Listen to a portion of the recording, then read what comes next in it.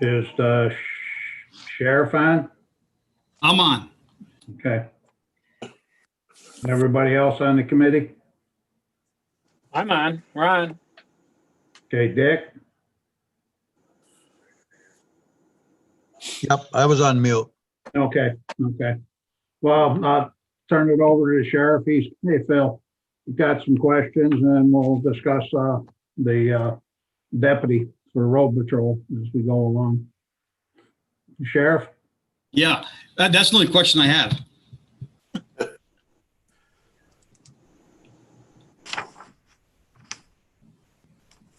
That's the only question I have, Jerry. You guys hear me okay? Yeah, Okay. yeah. I guess one of the biggest questions I keep hearing, Sheriff, and, it's just saying it, and we kind of needed help there with that one person and stuff like that. What can we do differently that we do get help as far as when we need it? I mean, Help in what way, Jerry, do you mean? What are you talking about? well, we had that one that was supposed to be under isolation and it kept running through town, going to businesses and stuff. It's my understanding. We'll leave it there. We needed someone to potentially talk to that person. And not ask, my intentions or whatever, weren't arresting the person and stuff like this, but to get them to kind of comply. And it never really happened. They ended up going elsewhere before that. So I guess that's a concern of pretty much everybody. And I'm not speaking for everybody, but it's kind of what I'm hearing. Well, okay, so everybody else is on the same page with that, then I take it, yes or no? Yes. So you want me to go out as a sheriff and question somebody in regards to an edict by the governor that's not a law, and get these people to intimidate them to stay home, because that's exactly what you'd be doing by sending me out there, one of our deputies. The state police explained it. The state police explained it to you already. They don't do that. The county attorney was in a meeting with us when we had the district attorney there. She will not prosecute anybody that involves in that. So why should you try to use your sheriff to go out and violate the Constitution of somebody's civil liberties to make their own decision? Well, I guess the question is, and we're just having a discussion here. Right. One of them is that that person issued that is capable of issuing that stance, isolation, which means they shouldn't be out running through the public with the confirmed COVID. So, I mean, isn't that kind of a health issue? It's not intimidating anybody and this and that. It's trying to protect the fellow citizens they could have contaminated. Well, what about the state police? Like I said, I'm not going to, no. You know what, Jerry, and all of you, listen, if it was a law, it would have been taken care of. It's not a law. And if you're going to use that to interfere with the operations of the sheriff's office, I'd be very careful what path you go down with that. I'm just asking a question. I mean, the thing is, it seems like we give you everything and we end up with nothing when we need it. So that's the biggest concern. And I'll let other people chime in. Did you just say that you give us everything? Is that what you just said? Am I correct in that? We've given you everything pretty much you've asked for within reason. Right, because everything I've asked for is within reason. Yes, sir. And I'm asking to refill a position that's always been with the sheriff's office and a part-time position that's always been with the sheriff's office, and it's not being refilled. And I'd like to have a good, honest answer as to why. And if it's because that I would not go out there and intimidate the citizens of our county to stay home that have the virus, that sure isn't a good reason to cut the manpower back in the sheriff's office. Hey, Sheriff, this is Ron Burns. I'd like to ask a question if I can. Go ahead, sir. Well, you keep saying intimidate, intimidate, intimidate. I don't think anybody's asking you to intimidate. I think what they're asking you is to have a civil conversation with somebody to try to convince them that they ought to do something different than what they're doing. I think the last thing we want to do is intimidate anybody. I'm sorry, Ron. No, I'm not going to go out there and try to get somebody to stay in their house and tell them to stay there. That is not a criminal action. Okay, remember, it's a health law. I'm not suggesting it is. What I'm saying is a guy that's in a responsible position like yourself couldn't at least just say to a guy, you know, you ought to do something here. You can't, you're not gonna tell the guy he's got to go someplace, but you certainly could suggest it or advise him of, what's going on in the community, and try to maybe give the guy a little bit of a guilt trip. Well, there you go. No, that's intimidation. I'm not going to guilt him into it. And here's what gets me, guys. We've all had the flu, and I'm not taking anything away. You can get upset with me as much as you want, because my family has contracted the virus as well, too, has had it. But for all of us to be such sheep and be in such fear is absolutely ridiculous. Now you're going to use a law enforcement official to try to get people to stay in their house? Not a chance from this guy. Jerry, can I speak in? I'd call the law. Jerry, Go ahead. Go ahead. Dick, Sheriff, can I speak? Go ahead, sir. Okay, I'm 75 years old, Sheriff. I've got conflicting health issues. This gentleman was confirmed COVID positive. Ian gave you laws that have nothing to do with the governor that you could have enforced. If I come in contact with a COVID positive person, I'm pretty likely to have a negative result out of that thing. And I can't tell you how many calls I've had from senior citizens when they heard last month that you weren't going to enforce somebody with a deadly disease getting in contact with somebody that's susceptible to it and possibly having a very negative result. So I think if we're going to have a good conversation, let's have a good conversation. Let's have it then. My father's 84 years old, sir. Two-time recipient of open heart surgery, diabetes. The man does not have it yet, knock on wood, but he's not in fear, and he's not asking me or his sheriff to go out and hold his citizens in place in his county. Now, here's the thing of it. If you follow the science, which I don't know if you do or not, but I have, it's 99.9% most people will survive. My heart goes out to you who are afraid of it and have health problems. My one brother, and that's all I'm going to tell you because it's a HIPAA thing, it should be anyhow, he currently has it, and he has health situations. So to tell me that I'm not care about, I don't care about citizens is wrong, and that it's not a law that I can enforce. I'm not going to enforce. If it was, then state police could go out there and do it. Your district attorney, sir, will not send people out to do it. I am not going to violate somebody's constitutional rights. And I know you're upset that the people aren't staying inside. If you're wearing the mask or stay at home, I mean, they bring everything to anybody these days, then you don't have to worry about catching it. But to go ahead and lock down everybody else that needs to work and go about their lives, that's not fair either. Sheriff, we're talking about a person that was confirmed COVID positive. I heard you already. We're not talking everybody in the county. Right. No, I'm not going to go after that one gentleman. If you want to go out and kill your father, that's up to you. Yep, I'm with him all the time. I'm with him all the time. You don't need to go out and try to kill me. And I'd like you to speak to what you told the sheriff. I have not gone out, sir. For you to say that I'm going to go out and kill somebody is absolutely atrocious, which you just said.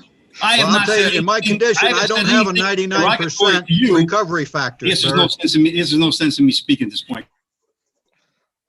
Ian, would you please explain the laws that you explained a month ago? Sure. So when we discussed it a month ago, I did some research on what other counties are doing, because, that's usually what you do when you try to figure out what options you have available. And I read about places where they were charging individuals for violating isolation orders under the state's reckless endangerment statute, and that there was precedent to use that particular law in the context of transmission of diseases. When you have somebody who's engaging in a course of conduct that puts other people at risk, and they know that they, in this case, they know that they have COVID-19. They understand the danger that's associated with it.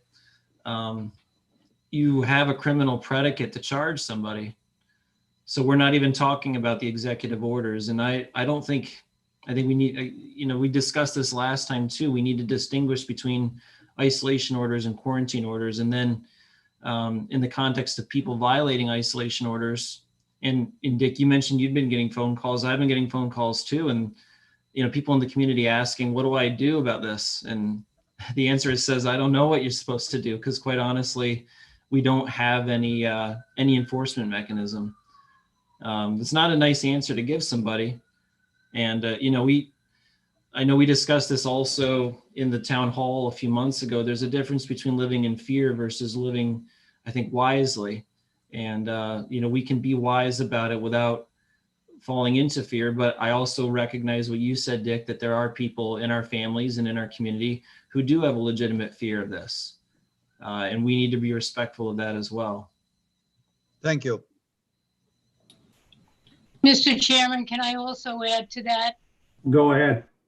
In addition to what Legislator Gilbert relayed on endangerment statute, Public Health Law 12B in and of itself specifically sets forth that a violation of that lawful isolation order under Public Health Law 12B is a misdemeanor.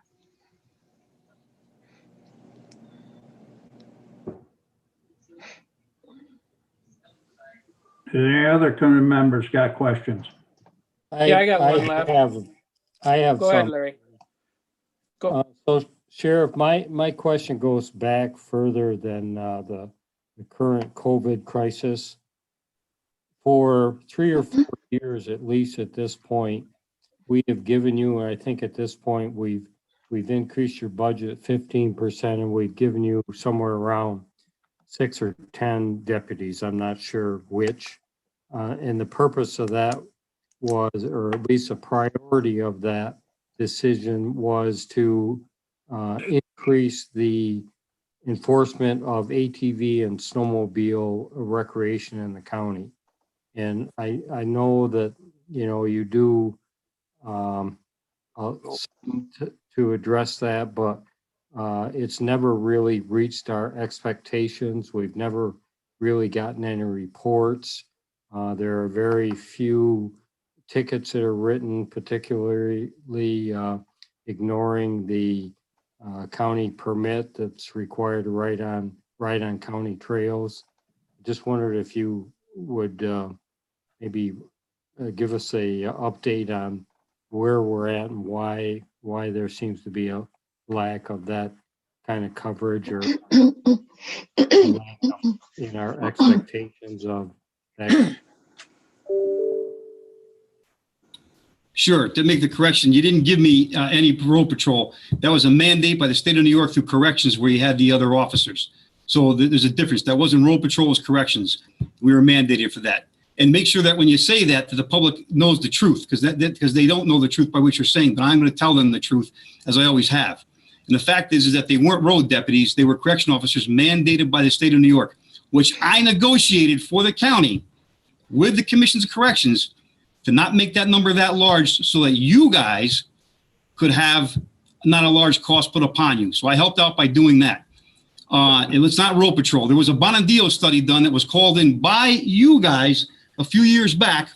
And the study came out telling you that the road patrol, the sheriff's road patrol, needed 6 deputies. So I came to you with a 3-year plan of putting 2 deputies on every year, which that way it wouldn't be such a big hit to the budget. You denied that. Now I have a position that's been there, a road patrol position that needs to be filled, and we're working without that extra man. So as far as the ATV, go ahead. Did we not give you 2 SRO officers that were? No, sir, you did not. That came from the road patrol. You didn't give them to us. I took the guys to the road patrol and put them in the school. You see, this is where we get upset, or we wonder, we talk about this all the time for 12 years. And the people, unfortunately, because they can't attend some of the meetings now anymore, they don't realize that you're not listening. You see, you think that you gave us 2 people, sir. You did not. I took from the road patrol to make sure the children in schools were safe. So I diminished our road patrol to give them those 2 SROs. Was not the understanding when we hired the SROs that they were to be utilized in the summertime on ATV patrol? Was not that the MOU? You are correct, sir. They're not only used on the ATV patrol, they're also used on the Marine patrol. So they're out there being utilized. Yes, they were each summer. Yes, sir. I think our emphasis was on ATV patrol and not on Marine patrol. And the reimbursement schedule sort of addresses that also. So you're saying that you want to be used more on the ATV patrol because you get reimbursed and not on Marine patrol? But yet, I know 2 summers ago when we didn't have many people for the Marine patrol, that your county sheriff and another part-time deputy is all we had at that point. went up and patrolled the 2 lakes during the holiday season because we didn't have the manpower. So at the same time, we're also utilizing those 2 people for the ATV patrol, which shows to the citizens of the county that we are stretched very thin in what we have with our resources, but we manage to do a pretty darn good job. My people are, I praise them very well for what they do. Appreciate it. What do we need to do from this end to achieve more ATV and snowmobile patrol and get some reports to substantiate that is actually happening? You're given reports every year by 2 individuals inside the ATV and the Marine Patrol units. As the Montague study said, I think about 6 years back, that we needed 6 more deputies, and that's all I have to say on that. Now back at some point, I'm not sure when, but we did give you 2 extra deputies. No, sir, you did not. That You did not. was. You need to go back I and look. remember the conversation that you needed 2 deputies, and there was also a sergeant involved, so that you would have 1 person back at the building supervising 2 people that were out on the road. And I'm quite sure to accomplish that we gave you 2 deputies to do that at that time. In addition to, we gave you 2 SRO officers that were to be utilized in the summertime. And the priority from the, at least in our. Oh, if I have to stop here a second, Larry, that's incorrect. You're giving the false information out to the public again. You didn't increase my manpower. None of you increased our manpower in this agency except in the corrections section of the department. Once again, the 2 people you're talking about that came for the SRO, sir, came from the road patrol. The individuals that went to the narcotics unit came from the road patrol, sir. We also gave you a 2nd investigator. You did not, sir. You didn't give us anything. Please be honest to the public on this, okay? Let's show the numbers. Show the numbers, and I'll show you what. Because the ones that the county manager sent up earlier, no fault to him, but that was people that had come from the DA's office, not from the sheriff's office. So I'm looking at the list. Go ahead. What do you have on the list? Total full-time created 9, but there are some that are in the district. That is complete, sir. That is not true at all. 6 of them, I think, went to the sheriff's department. No, you see, no, sir, you're wrong on that. You are 100% wrong. Well, I'm looking at the list created since December 17, 2020. There's 1 deputy sheriff, and there's a full-time deputy sheriff, criminal investigator. There's a corrections officer, dispatcher, correction officer. Larry, our department has not increased in size whatsoever. It has not increased It has not increased in size whatsoever, manpower wise. We have not done that. I really, if you want to come on. I'm looking at the list, Sheriff. Sure, I don't know what, and that's what I'm explaining to you, see, but you're not listening. As usual, a lot of you just don't want to listen. I'm trying to explain to you when you ask me. And the list, as I said to you, is that I've taken from the road patrol for the people to cover those spots that we had. So I didn't hire anybody new. What I did was, when we had a drug problem in this county and you guys would not fund the district attorney, I started my own unit here. I went to a couple of people and said, look, I'm going to take you from this position. We have a drug problem in this county needs to be addressed. The citizens need it. And we transferred them over to the drug unit, narcotics unit. We didn't backfill the spots that we had for the patrol or for the sergeant. Then, when we had a case where we had the pistol permits, we had more of the investigations for social services in regards to all kinds of things, from fraud to sexual complaints. We had to have another investigator. Now, I just took another person from the road and put that person in there who passed the investigator's exam and put him in there. That did not help anything on our road patrol. We did not get any extra manpower. And again, when you keep on saying the 2 SROs, remember, they came from the road as well, too. Now, I don't understand where you don't understand that. And being legislators, if you okayed all that already, you should have known, and the information was given to you, or you didn't listen again to us, that we put that information out there. We took from our road patrol to fill these positions. to take care of the crime and to help out with the investigations. Okay, Sheriff, the two you took from the road patrol to the SROs, those positions were funded. The SROs are funded by the school for 10 months and us by 2 months. So where did you say you got unfunded? If you took two out of the road patrol, they're funded through the SRO business. You've got funds for two people. to get That they you were never gonna be hired. utilized in the summertime for ATV patrol. Are you listening to me? I just told you they are. They are and they have been. Okay, here's my, that has nothing to do with road patrol in my mind. How did those people end up as road patrol people when that's not what they were hired for? I'm laughing because you don't listen, or I don't know what more to do for you. Let's try this again. You needed 2 SROs for the school, correct? Yeah, Okay. we So, didn't need them, the school wanted them. oh, you didn't need them. Okay. All right. Good enough. So we couldn't hire anybody else. We used the 2 people that we had. One was a sergeant who was the youth officer before. Okay. And we gave him as an SRO, and we took another gentleman from the road patrol and he became an SRO. So we didn't hire anybody new. We took from the resources that we had at no cost to the county taxpayers. Did you refill those road patrol positions with other people?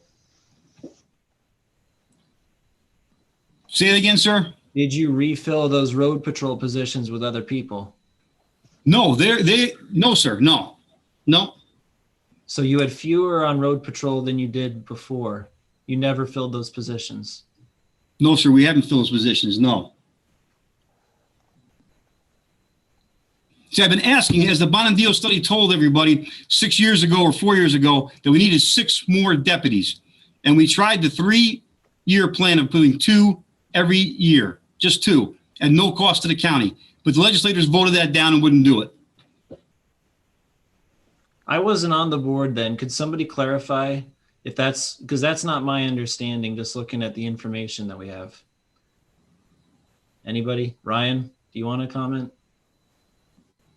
My belief is that the SROs were backfilled when they were taken off to go to the school. Right. So we took a few officers off road patrol, sent them to the schools. That created open positions with the county, and we filled those, right? My belief is yes. And Sheriff, you're saying that's not true. And again, I wasn't on the board, so I'm trying to just fill in, my history. Sheriff, I can't hear you. I think you're muted. Go ahead. Right. I wasn't on the board then. I'm trying to square up the history here. So our understanding, based on what I've been told, is that you had positions on the road patrol. You took those officers, you made them school resource officers. So you sent them to the schools, and then you went back and filled those positions on the road patrol. You're saying that's not true, that those positions were never refilled. Yeah, what you're saying is that did we refill the positions of the deputies that we took from the school to there, and did we increase in size? No, we didn't increase in the size and number, but we refilled the position that they left open. Yes. You did fill those positions. Yes. Okay. So you ended up with a larger workforce, including the school resource officers, than when you started. Yes.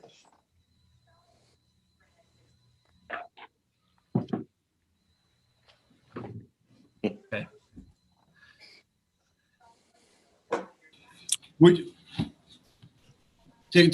I keep on trying to explain. I don't understand how we're not hitting that connection. We haven't increased the size of our road patrol whatsoever. Right. What we did was we filled the two road patrol positions after the other 2 people went to the school resource officer position.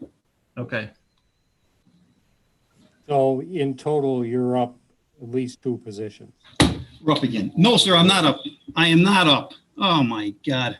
We're not talking, he's talking about all the positions all together, not just the road patrol.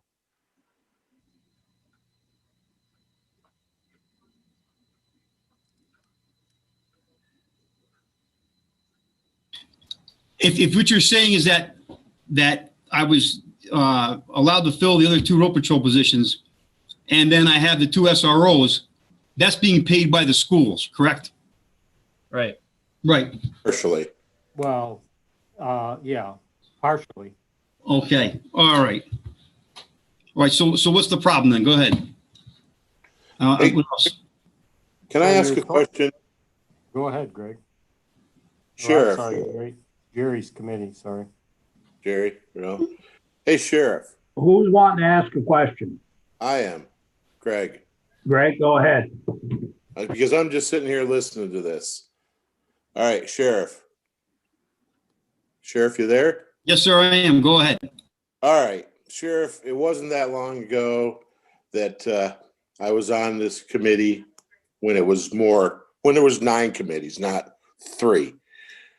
And you came to us and you basically asked us to bring you back to full force like Sheriff Taybalt had.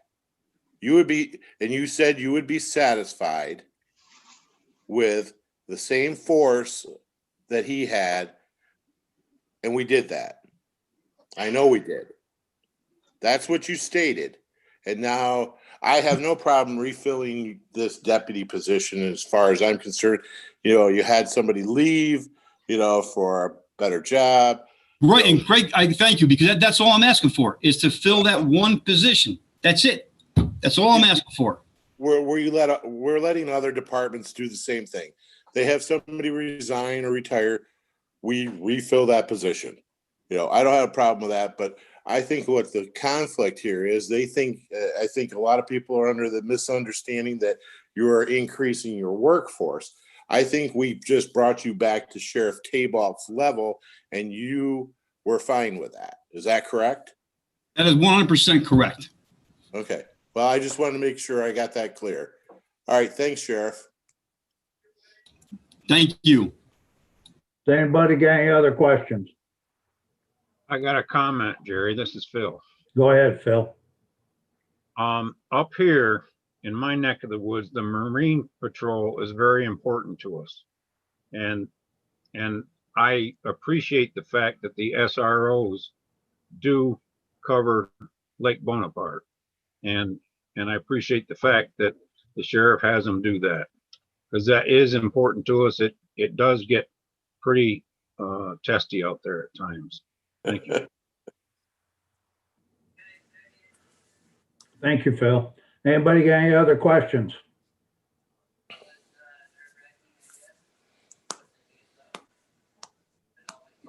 Okay, what's the committee want to do?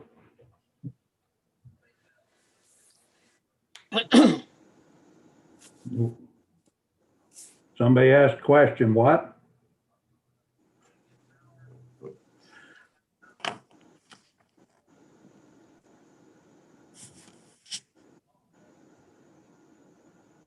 Committee, what's your thoughts?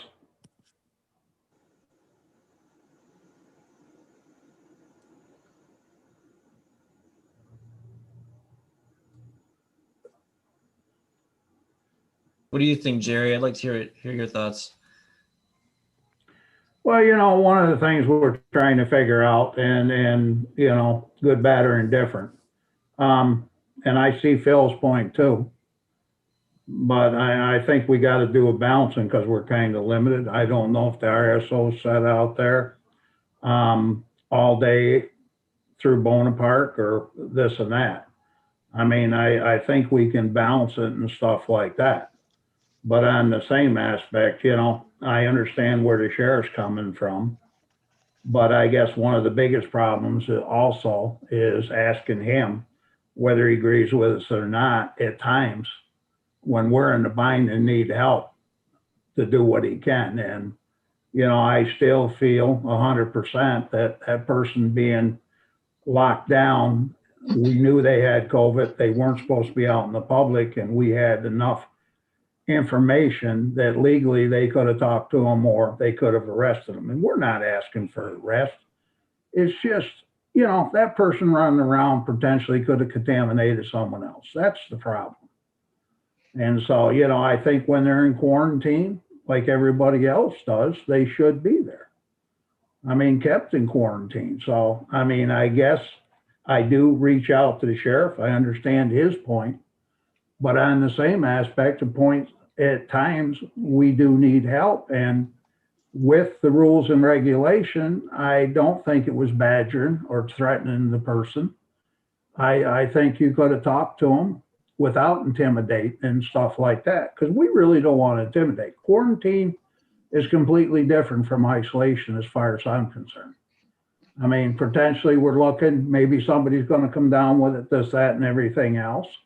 You know, the facts are, if you don't wear a mask, there's a chance 2 times greater, which is fine. But, you know, I think if we all tried to observe stuff and protect everybody else, whether we like it or not, with wearing masks, trying to do that. But, you know, there's points in time, Sheriff, that we need help. And it wasn't being critical to that person.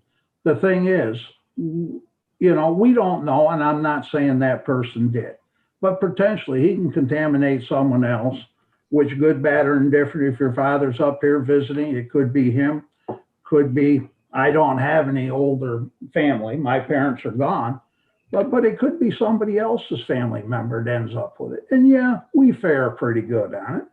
But I mean, take a look at the loss of lives we've had. I guess one of my concerns is that if we were doing everything we could do, is there a potential that we wouldn't be in the situation we're in? So that's all I'm asking. You know, I guess we can give it back to them, but on the same aspect that I think we need more information. I think we need to sit down and figure out who's where. We've asked for reports of the sheriff's department so we have a better understanding of it, and we've yet to receive them. So I guess I'm reaching out to the sheriff. We're going to reinstate that. I mean, be honest with you, one of the concerns is that we were looking at that if we're not going to get help from the sheriff's department, maybe we're better off using the money for somewhere else that will help the people that are stressed.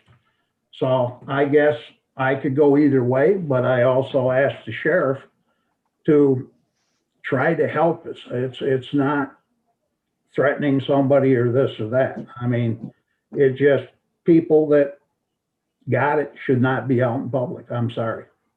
Isn't it a public safety issue, Jerry? Well, as far as I'm concerned, there is. And me I too. mean, I think everybody else has got it, Phil. I mean, their concern is they don't go out. They're locked down. And you got this one that the hell can freeze over. I'm going to do what I want to do. That is, to me, a safety concern. And so I guess I'm asking the sheriff, and it's not a tit for a tat. It's just that at times we need help. Our people are stressed just like yours, as far as overtime, taking people that are doing stuff, helping us out. So, I mean, if the majority wants to, or somebody wants to make a motion, we can put that person back on.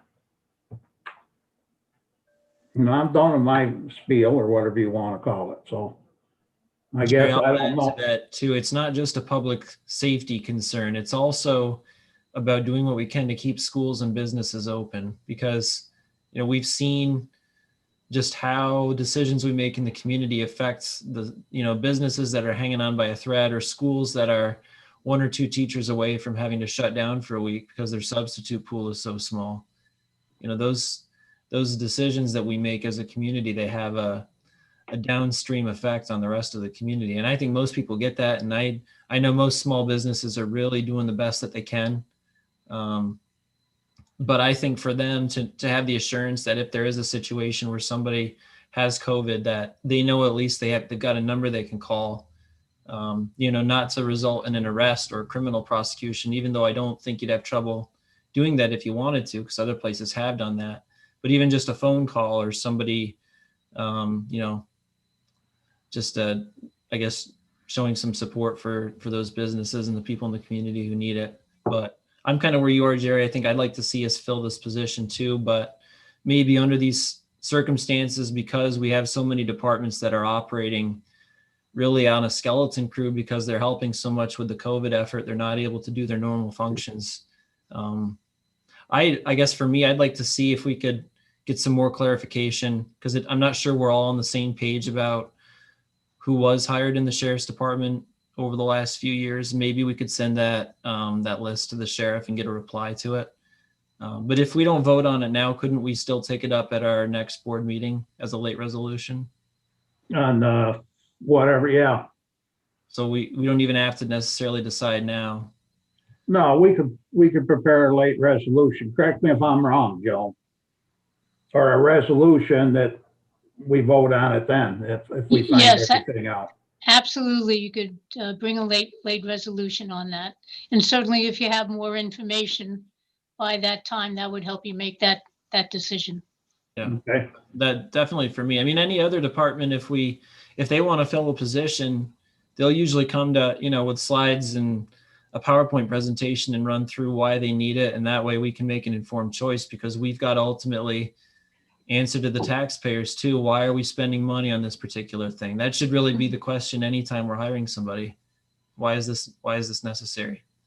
We're not hiring anybody. I agree that there's not enough consensus in the numbers, and so I would certainly like some more information so everyone's on the same page. Okay, who else we got? Ron and Dick.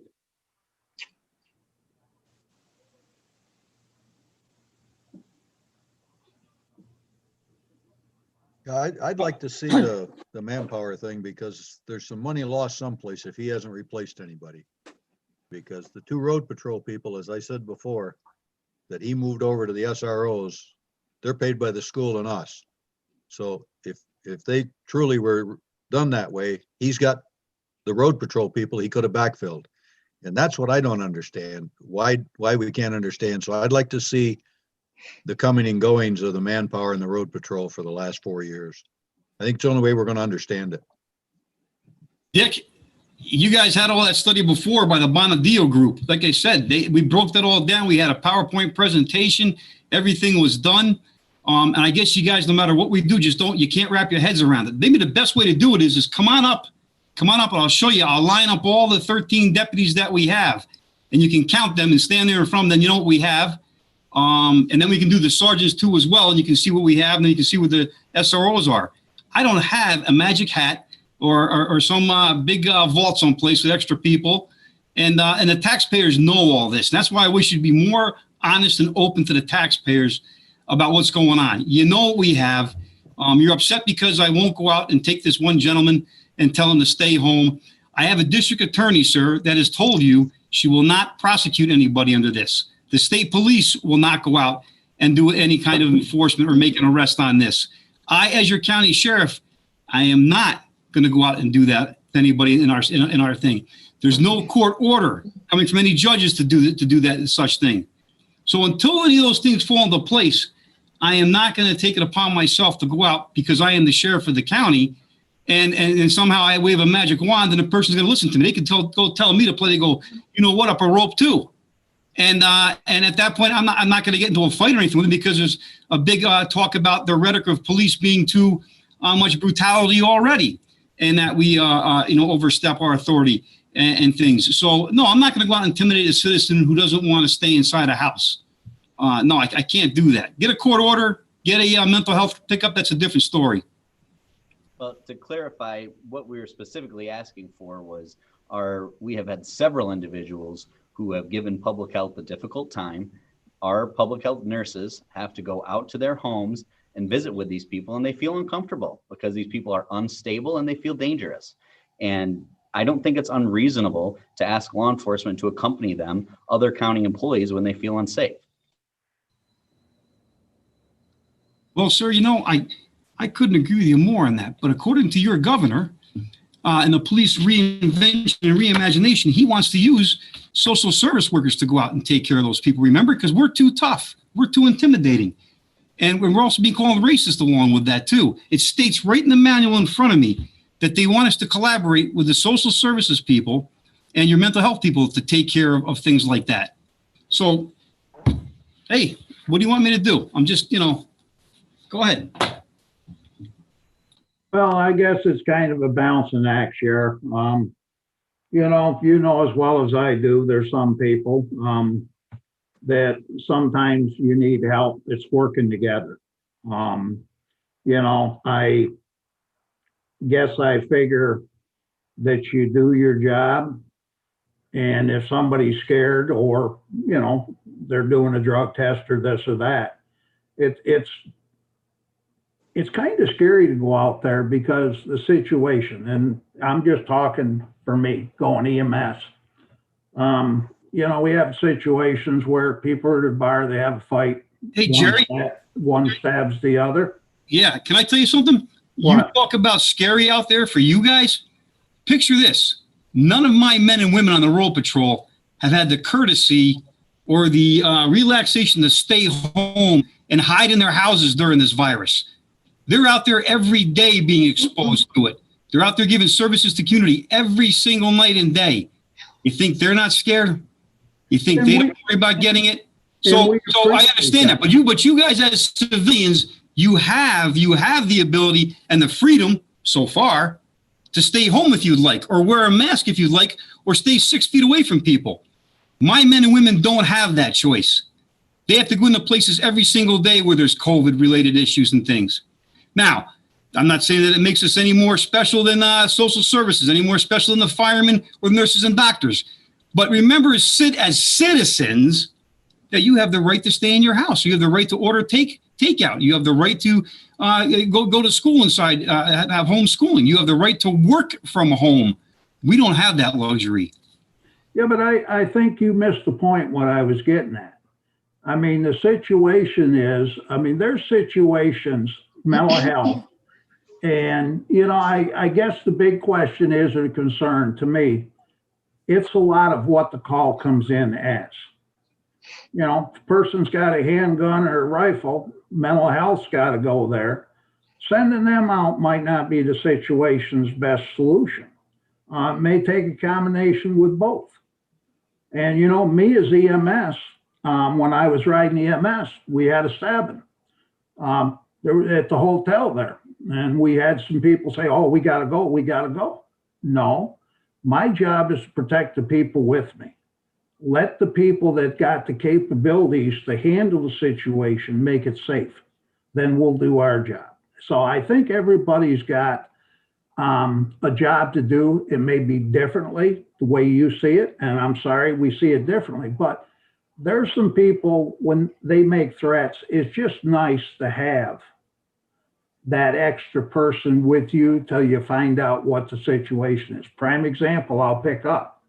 We did have one where mental health was told not to go to this house by a certain person because the run-in law enforcement had with them and stuff like this. Well, this person thought they were the best of friends, and come to find out, guy had drugs on him and he also had a loaded revolver.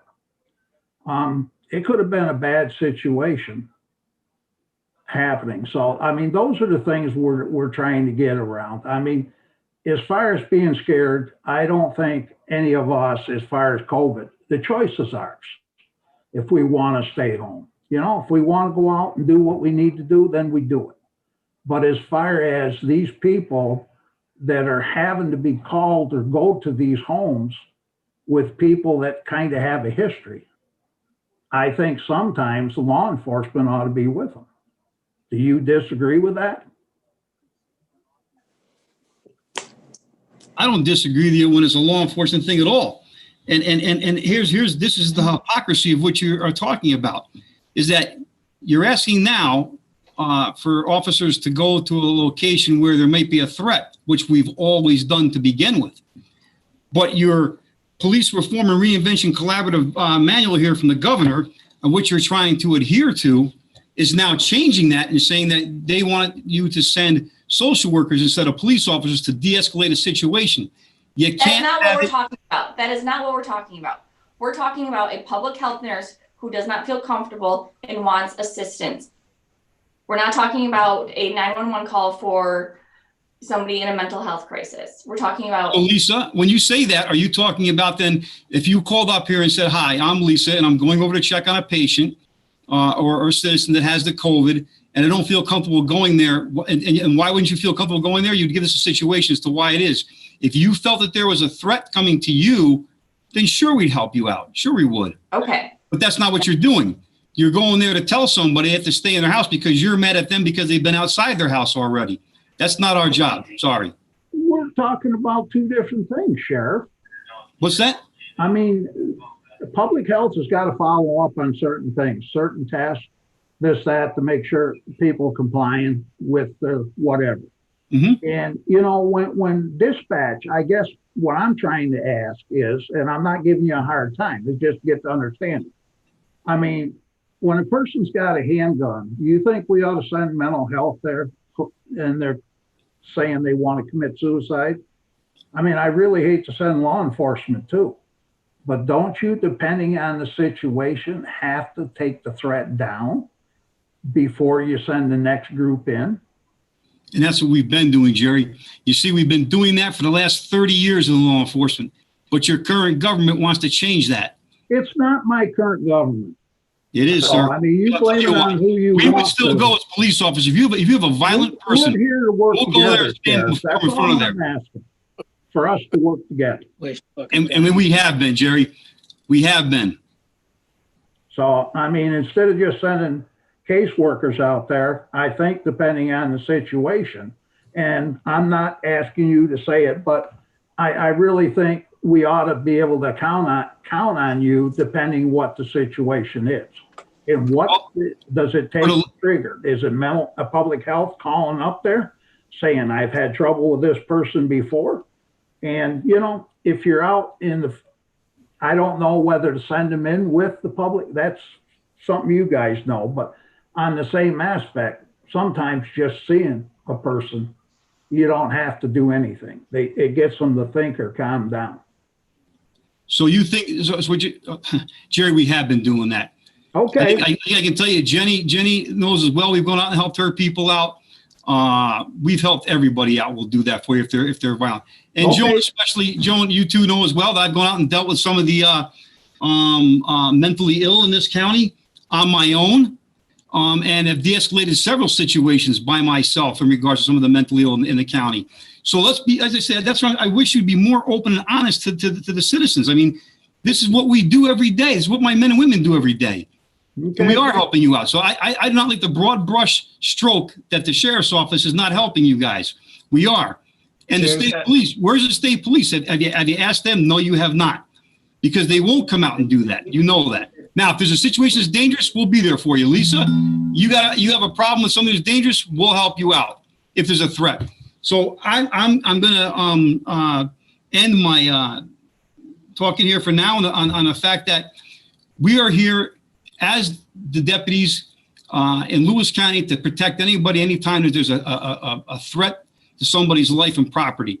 Sure. But we will not trample on somebody's constitutional rights or intimidate people under a public health law or an edict by our current governor. Will not do that. Sheriff, have you denied any requests to provide assistance from any public health staff or nurses? Yes. No, we have not denied anybody for anything that's dangerous. No. And Ryan, what do you have? Denied any request from the public health department to provide backup when it's been requested? If there's a credible threat to them, no, we have not. What about, just have you received any requests that did not result in you sending somebody out, regardless of what determination you made about a credible threat? Yeah, not to my knowledge. No. Why? Do you have something? If you do, just say it. Tell me. Well, Do you? I don't want to get into a he said, she said thing, but Go ahead. What do you have? with all due respect, Sheriff, I believe we have made several reasonable requests for keeping. Ryan, we can't hear you. Can you hear me now? Yeah. Okay. I said, with all due respect, Sheriff, I believe we've made several fairly reasonable requests to accompany public health staff in situations where they have not felt comfortable.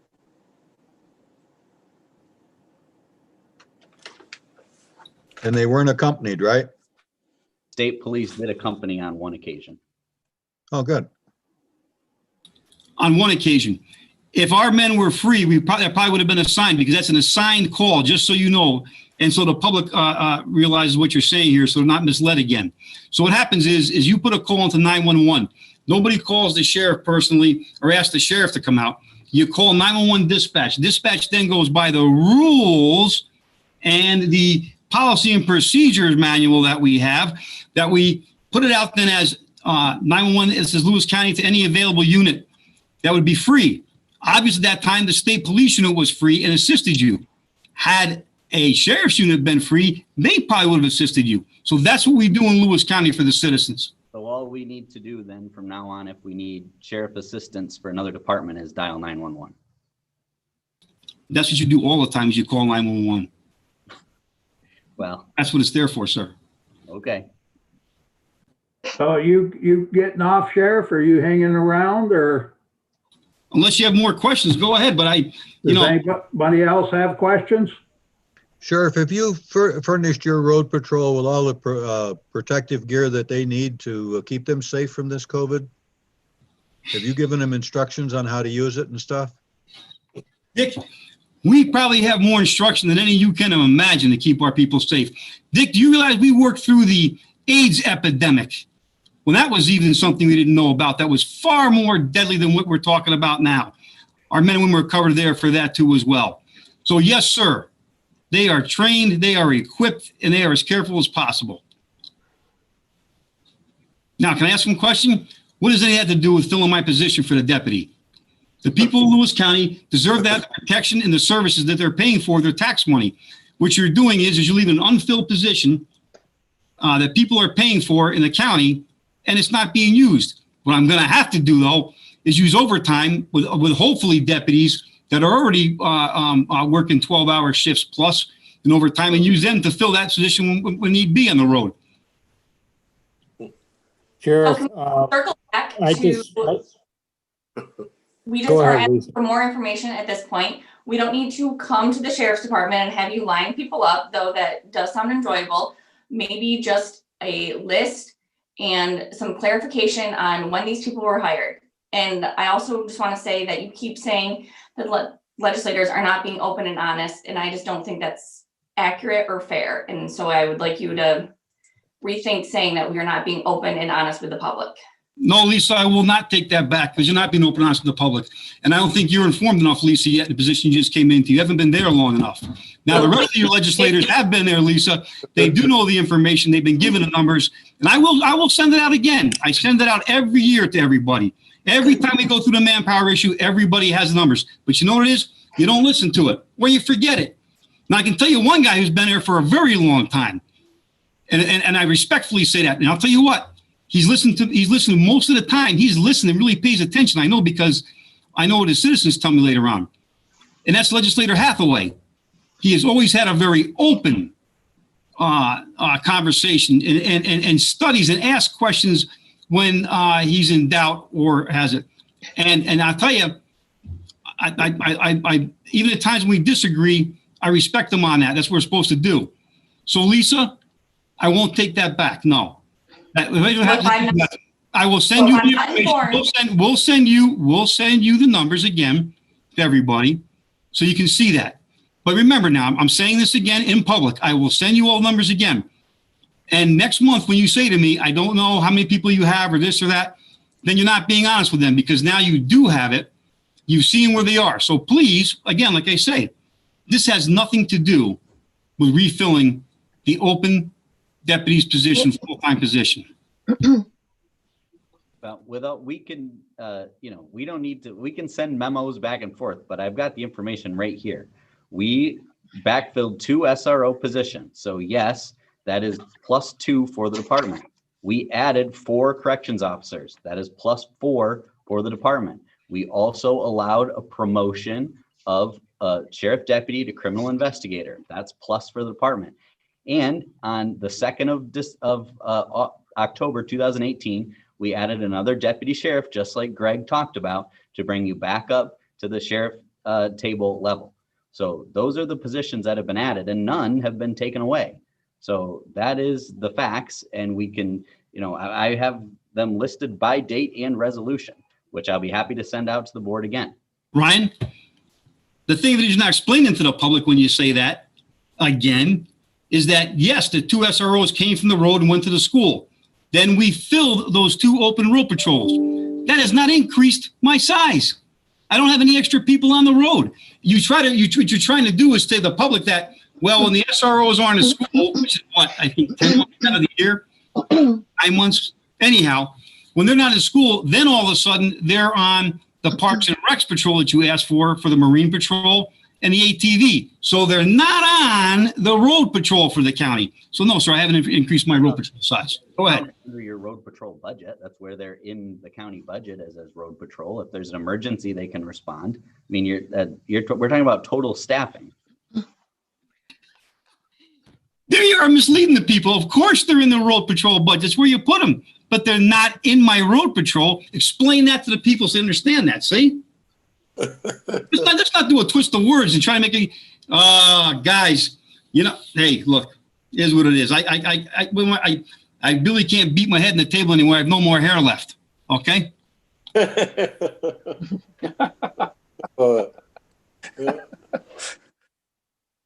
If I could just add, Jerry, a sort of a 30,000-foot overview. In my view, the legislators view the county 20 to 7 departments, which you're one of, the sheriff's department, albeit one of the larger ones. We view that as a team. We try to arrive at policy and decisions and the best approach for the whole county, the team as a whole. You might say is our goal. It seems that you feel the sheriff's department is a standalone entity, perhaps autonomous, autocratic, or untouchable, so to speak. You don't seem to feel that you're part of the team. And we don't feel that you have the same approach as we do in trying to do what's best for all. And, until we can do better at that relationship, there's always going to be a misunderstanding between the sheriff's department and the legislators, because we don't get enough information to really understand how your department functions. You give us a lot of data, but there's not much that you provide that we can really drill down to understand, in this case, why you need that deputy so bad and why you are unable as a department to help out the rest of the departments in the county. Just my thoughts, but it's just as frustrating on this end, or to me, as it is to you, I guess. And I just... You're right. And you want something? I try to help you all out as much. You know what? Here's this. You're no special or different than any other citizen in this county. None of us. Every citizen gets the same protection from the sheriff's office as anybody else. Just because you're trying to combat a public health law does not mean that you deserve more time from the sheriff's office or more people. We treat everybody, Larry, fairly. And what I'm saying to you is that I am part of the team. I know, maybe more than you know. And I think that if you ask the citizens of the county, and like I said, I'll stick my neck out every time for the citizens of the county, as the citizens know. But you guys fail to see that. That's the problem there. I'm a team player with you. But yes, the sheriff's office is elected office. It is autonomous from many things. I am beholden only to the legislative body for my budget. You don't govern, you don't make the laws, and you don't go out and make the arrests and control and do those things. I, as the sheriff, am elected by the people of the county. So what I'm saying to you is I'm part of the team. But when you're upset with me because I won't go out and do something that neither the state police will do, neither that the district attorney will do, or the village police, and you're upset that I'm not going to go out and either make an arrest or intimidate somebody to stay home, Sorry if you don't like that. I mean, this is part of life, but I will help out in any other manner I can, because public safety is obviously our number one concern. Well, it goes beyond COVID. At least for me, it goes beyond COVID. You know, I'm as much frustrated with the lack of ATV and snowmobile enforcement. Well, there's plenty of enforcement there. What you're upset is that I'm not going out. You're saying our people aren't going out and writing a summons for not buying the trail permit. Is that what you're talking about? I don't care if you write a ticket, Sheriff. I'm looking for more presence on the trail to keep the cowboys in line, so to speak. Guess what, sir? There is a lot of presence of us out there. As a matter of fact, your own sheriff, which was made a joke of by the legislative, by some of the legislators about, oh, the snowmobile must be at the sheriff's house. You're damn right that there's a snowmobile at the sheriff's house, because he goes out on patrol and patrols during the snowmobile season. As a matter of fact, yesterday I was out twice at snowmobile accidents. One last night at 9 o'clock at night. So I do go out there and we do that, and you get those services. So again, you're not being honest and open to the public. Go ahead. You know, you keep referring to the public. I don't view this conversation as something in the public. Yes, it's recorded and they can view it, but we're not having this discussion to enlighten the public, so to speak. We're having this discussion to try to create a better relationship between the Sheriff's Department and the Board of Legislators. Well, sir, listen, as much as we may talk and banter here, I love all of you. And I would lay down my life if somebody ran up inside the building, which you're not at right now because of COVID. But if you were, and I'd stop that threat for you. I'd hopefully get to your house in time, sir, before that threat came through the front door of your house. I'd hopefully put my finger into a hole that you would have in your body to stop you from bleeding out or dying somewhere. Any one of our people will do that. But you, as the sheriff that you have here in your county, yeah, I would give my life for you. So go ahead. What else, sir? Not to change the subject, Sheriff. I appreciate you being here. We've got a 2 o'clock that's coming up that we need to get with. Thank you for being here today. And I'd like to invite you to the next committee meetings day if you'll come. Appreciate it. I very much so. And we'll have that information to you one more time again on the size of the patrol for the county. Okay? I appreciate it. All right. So we'll have a resolution for the monthly meeting. Thank you. Is that good with the committee? Yes. Okay. Thank you again. Take care. Be safe. Well, that was fun. Okay, we got a 2 o'clock. Yeah, Connor, can you let the folks from CNS into the meeting at this point, please, if they're waiting? It would be Chuck Brooks and Pat Courier, and he gave me one other name here, Matt, I believe.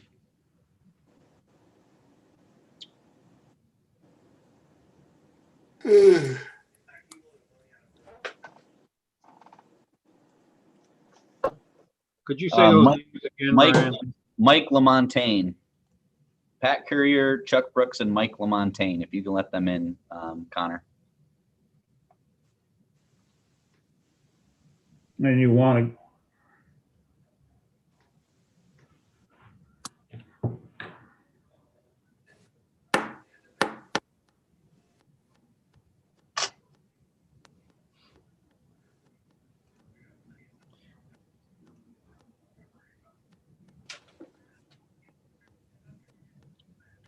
Connor, do we have those guys waiting? If not, we could do some other things while we wait. Yep, sorry, I've got Chuck Brooks, a Mike LaMontagne, and a Patrick waiting. Okay, we're ready. Jerry, you're good with them? Yeah, just give them a heads up what they're doing. They're here to discuss renovation and stuff we need to do up on the hill for DSS and try to answer some preliminary questions. So. All right.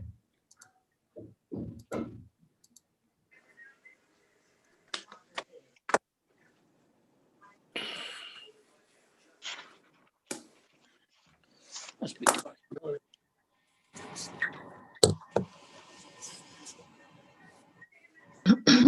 Patrick, that doesn't look like Lewis County to me.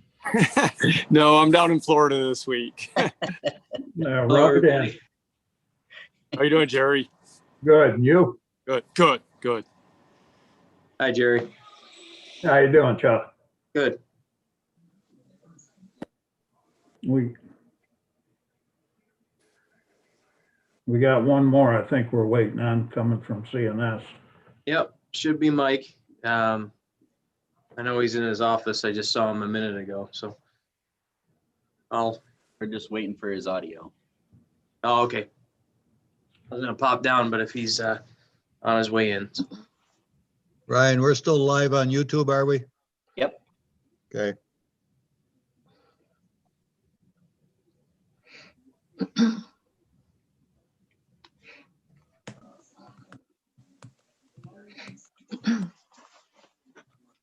No, we can probably get started with the two of them, and the other one can catch up with us, unless he's the main person.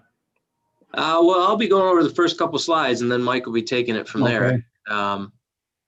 I just sent a text to Mike because I was having trouble getting on, and he was too. Come on.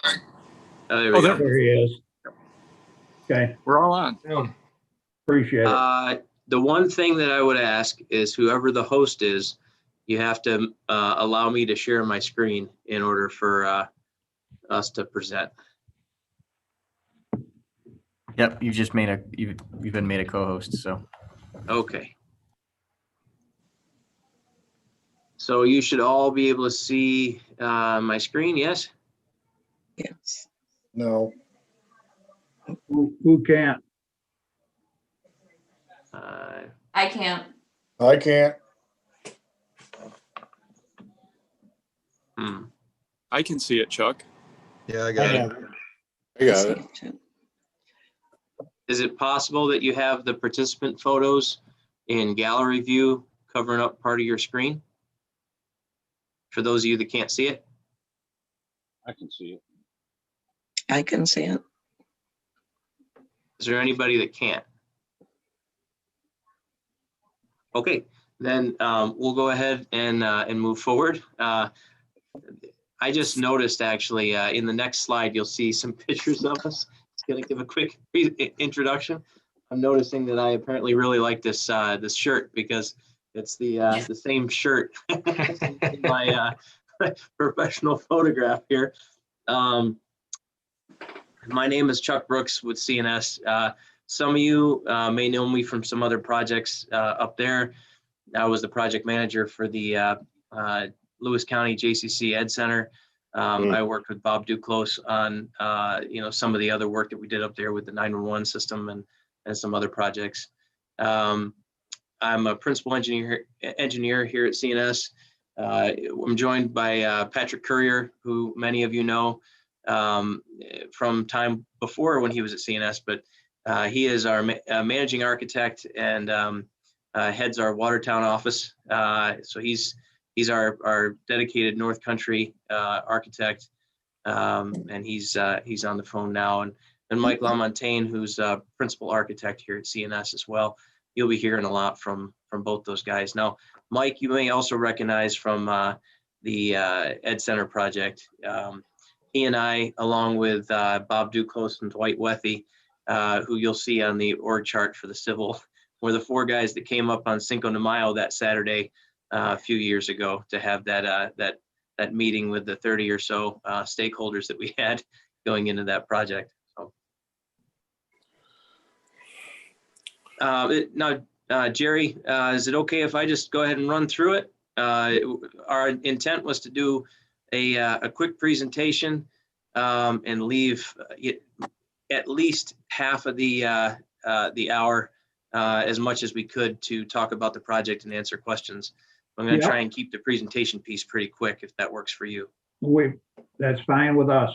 Okay, so most of you, I think, know CNS and know what we do, but I never go into one of these presentations without at least talking a little bit about all the stuff that we do. Because what I find is that we have so many capabilities that that it's likely that we do stuff that we have that you haven't heard about, or that we haven't done for your county. We're a full service architecture and engineering company, CNS Engineers is, but we also have a construction company in house. What a lot of people don't know about that construction company is that we're also a licensed pre-engineered metal building vendor for Nucor, which means that our engineering company has in-house proprietary software that helps us when we're doing some of these pre-engineered metal building projects to get some preliminary sizing and some proprietary pricing information too, which has been a benefit to some of our clients. Even when we're not doing the construction, we're able to get some of that information, and it generally helps us keep a little bit more accurate cost estimates and cost control. And we have a good deal of experience with that style of construction too, probably more than some of our competitors. We're what we would call a mid-sized company, but fairly large in our area. We've got 20 offices across the country. 6 of them are in New York. You're familiar with our Watertown office with Patrick. Headquarters is in Syracuse. Both those are right down I-81, not that far away from each other, and we can be in Lewis County pretty quickly. We also have offices in Rochester, Buffalo, and Albany. To assist with other New York projects. We have a few more than 500 employees. So like I said, that always made it feel like a pretty good sized company to me, but I guess if you were talking throughout the industry, that would make us a mid-sized company. So hopefully what your experience has been with CNS in the past has been a feeling like you're working with a small company in terms of relationship, but feeling like you're working with a large company in terms of capabilities. The rest, goes a little bit without saying. I don't want to read all the bullets, but I already introduced Patrick as our dedicated North Country project manager. But you have complete access to the entire team. I'm going to hand it over to Mike, and he can kind of take it and run with it from here. All right, sounds good. Thanks, Chuck. And yeah, just for the board and everything else, if you guys have any questions along the way, feel free to interrupt me, or otherwise I'll just kind of keep marching through this. But just as we looked at the project since initially talking about this last week, put together just an example org chart of probably what this team would be made up as.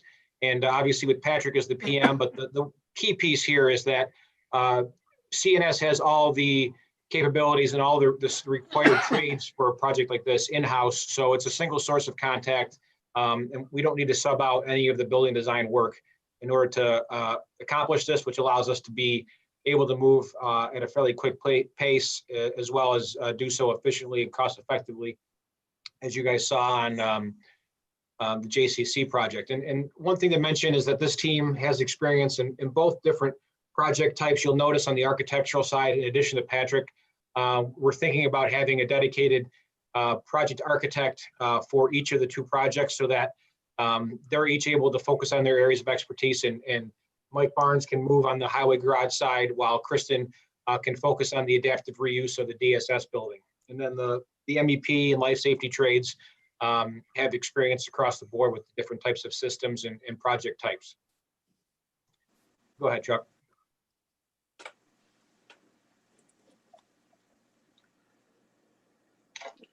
And just to highlight some recent experience that we have across the state, really, with the different project types, really just on a project similar to the DSS building and the renovation of that.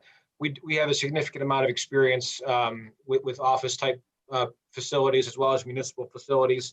One project that's not on here right now is actually with the town of Salina here close to us in Syracuse. We're doing a full remodel of their town hall, which actually used to be an old school, and actually has a daycare in it as well.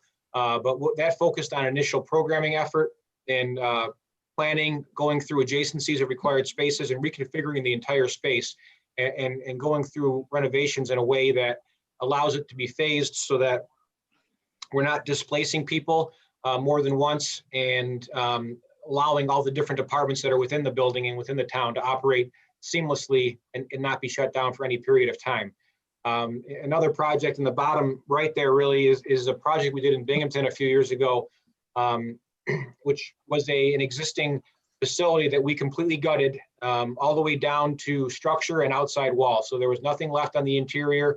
And we did a complete renovation of that space. And that programming document right there, the different colors highlight the different departments of the county that we were putting into this space. So it's just how we went through the programming effort, worked with all the different stakeholders to right size the layout of the space and maximize square footage use and availability of the space. So again, I won't read all these, but we do have a significant amount of renovation experience. And the next slide is just a highlight of some of our maintenance, our highway garage facility projects, which we couldn't fit them all on the page, but we do have quite a bit of highway facility projects in the very recent past. Town of Messina is in design right now. It's a similar project in size. It's about 23,000 square feet for their highway operations. The Madison County one is in the midpoint of construction right now. That actually had a brand new highway garage, maintenance facility, wash bay, as well as a new cold storage building and some other amenities on that site. It's a larger project than what is proposed, that you guys are proposing, around 20,000 square feet.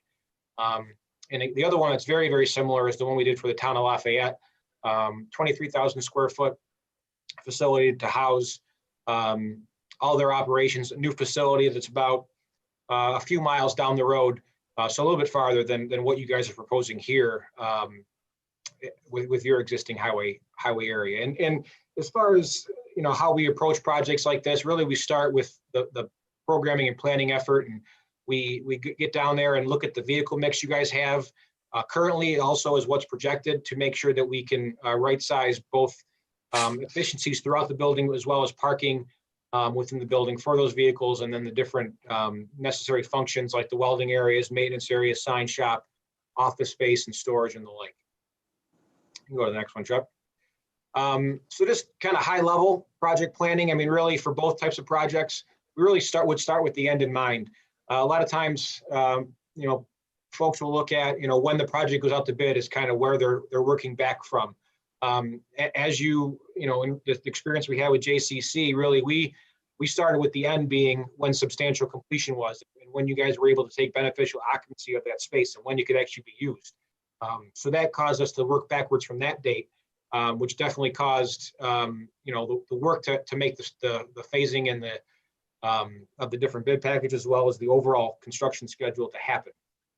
And one of the things we like to do, and we call it, part of our visioning session, but as well as our partnering sessions, is really, we want to have interactive meetings with all the stakeholders. As Chuck mentioned, we came up on Cinco de Mayo.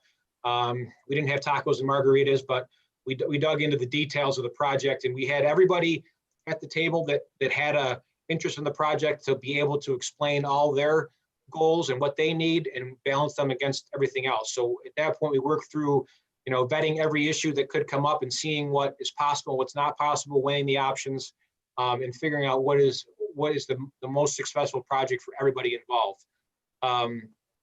And then if anything with construction schedules and stuff, we do have long lead time items, given the current situation we're in with projects and development. We have the potential impacts for delays in fabrication or shipping based on the COVID situation and everything else. So we look at all those different things and determine what makes, not only in design and how we make that project work well, but what we're doing now in design that's going to make construction move easier as well. We talked about the schedule, but we don't set up our schedules with, we're going to submit 30%, 60%, 90%. We do have those deliverables, but really we work on a very collaborative nature. We like to have weekly or bi-weekly meetings where we're sitting down with the end users, the stakeholders, and the decision makers to walk through the different models of the buildings and highlight all the different things that are necessary. But as I'm sure we're familiar with Patrick on some of his past experiences with you guys, as well as with Chuck recently, communication is key, and that's something we strive to do, whether it's these regular meetings and design check-ins, but also project status reports where the building and grounds committee, the ledge, that you guys are all seeing stuff in simple, concise formats to be able to understand where the project is, where it's going, and maybe what is in the way of making things move along as efficiently as possible. So communication is definitely key for us. And then the budgeting financial plan, cost estimating, getting the cost estimates together, and then continually updating those throughout the duration of the design at each of the individual milestones, and making sure that we're tracking those properly. Chuck mentioned our construction folks on the pre-engineered metal building side and our experience there, but we also leverage our construction folks as well as our construction management folks for constructability reviews, as well as sanity checks on cost estimates, to make sure that we're in line, not only using our industry resources and recent projects, but their own experiences as well. You go to the next one, Chuck. And then again, just kind of expanding on the project approach a bit. We like to find out get the questions and find answers out as quickly as possible. So, initially is defining the program, what we're going to build, and what the projects are going to be. And again, this holds true for both project types. So the big thing with what we're going to build, and getting into where we're going to build it, obviously in the DSS example, we have a building that we're going to do an adaptive reuse for and renovate it completely. So we know where that is, and we have an idea of where the highway garage is going to be, but working through the site layouts to do that. And then the other piece we kind of talked about a bit too is how we're going to build it. And just that goes into not only the schedule, but looking at how all the different pieces are going to come together throughout the duration. So we like to answer those questions, and obviously the paying for it piece. We've seen, that we know that there's going to be potential for some state funding for reimbursement for the DSS work, which obviously we're going to make sure that we know the grant requirements so that we can maximize your reimbursements for those. But then getting into kind of the answers, getting to the point of what we're going to build, that again focuses on that stuff I talked about before, and getting all the players at the table, doing our stakeholder engagement, in a term that we like to use, corral the horses, or get everybody together and make sure we have everybody that's going in their disparate ways, unified as a team and bought into what the project's going to be. Site development, again, talked about the highway garage site and working through the general layout, efficiencies of vehicle traffic, ingress and egress, separation of public and private, vehicle traffic, to make sure that we don't have potential visitors coming in that are impacted by large vehicle movements, as well as, and we talked about project planning to an extent, as well as the funding source piece. Go to the next one, Chuck. And this really is just a graphical version of the stuff we've been talking about, so I won't spend too much on this slide and bore you too much. You can go to the next one, Chuck. So just to highlight on the stakeholder engagement, I mentioned kind of initially the 3 E's, and that's, engage everyone, vet every issue, and do both early and often. And that's, again, making sure everybody has their voices heard so that everybody's bought in and we don't have any surprises down the road. A couple ways we do that. We have stakeholder questionnaires that we'll distribute. One, to understand what they need from the spaces and what they need from the building. So that'll be especially important during the DSS project and the different departments that are in there, to make sure each department is getting what they need in their layouts. And it's something that we had proven success with on the JCC project. So the example there to the left is a questionnaire that we put together. So, we focus on the high level pieces. And then once we have identified scopes for each area, we'll break that down into a per space basis. So, for what the office requirements are going to need to be, as far as what they prefer for finishes and requirements for adjacencies to other spaces, as well as any special needs on the electrical side, telecommunications, and the like. So we have everything documented, and we have something that everybody can check back to make sure that we're following through with the scope as required. One of the, Mike, I might toss something in here. Yeah. We know that you guys have gone through this process at least once with the previous project that was intended to be a new construction project. That's not lost effort. I think we all recognize that that's not, that there's some valuable information that was gained in that process. So the intent here would not be to recreate that activity, but to take that information that you pulled together from the previous design process and vet that information and update it as needed for the current project as well. Sorry, Mike. No, by all means. You can go to the next one. And really, this is just, you know, recapitulating the stuff that we mentioned, just the integrative design approach. Again, we don't, while we track deliverable wise and we provide deliverables at necessary milestones, really, we don't submit 30% to you guys, get some comments and then go away for 2 months and then come back with 60%. You guys, you know, to a fault may get sick of us a little bit because, you know, regular weekly or biweekly connections is how we flush out all the design issues. And that's how we get to the point where we have the building that is expected by everybody involved once it's done. So again, it goes back to the communication piece and just making sure that everyone is all on the same page. And I mentioned earlier, you know, obviously, you know, in terms of like the vehicle inventory, but also in terms of office spaces for the different departments within the DSS building. We need to understand the current needs as well as what's projected for the future. And, you know, that's always an inexact science, but, you know, potentially we want to make sure we've got a couple additional office spaces distributed in different areas so that as someone new comes up on board or things change, there's the ability to accommodate those and you're not stuck in there like sardines and have no place for people to go. So really looking at the future as well and making sure that we've got some flexibility and adaptability of the spaces to do that. Sustainability, energy efficiency is obviously something that we always are looking at, but that's another key piece in identifying those thoughts ahead of time as well, so we can make sure they're included in the design. The big piece with the interdisciplinary collaboration really is, again, we provide all the services in-house, so we're able to do all the work within our company. We don't have sub-consultants for a project like this, so it allows us to streamline that and be fully collaborated. The other piece that goes into the technology we use, we do everything within 3 dimensions in a program called Revit, and that allows us to really coordinate between our trades and make sure we don't have, you know, plumbing piping running into ductwork or ductwork running into steel, so that we can avoid conflicts and some other issues that may slow down construction once we get to that point or potentially have some cost impacts. The other piece with just the regulatory knowledge, we understand these project types from a standpoint of codes, wetlands, DEC, and the other thing that may come into play in different areas, you know, the stormwater pollution and prevention plans, that kind of thing. These are projects types that we're definitely familiar with. And the other piece too is just talking about a renovation project, obviously, especially a building that's been around for a while and been reconfigured and maybe potentially adjusted based on what the existing documents that may exist for them.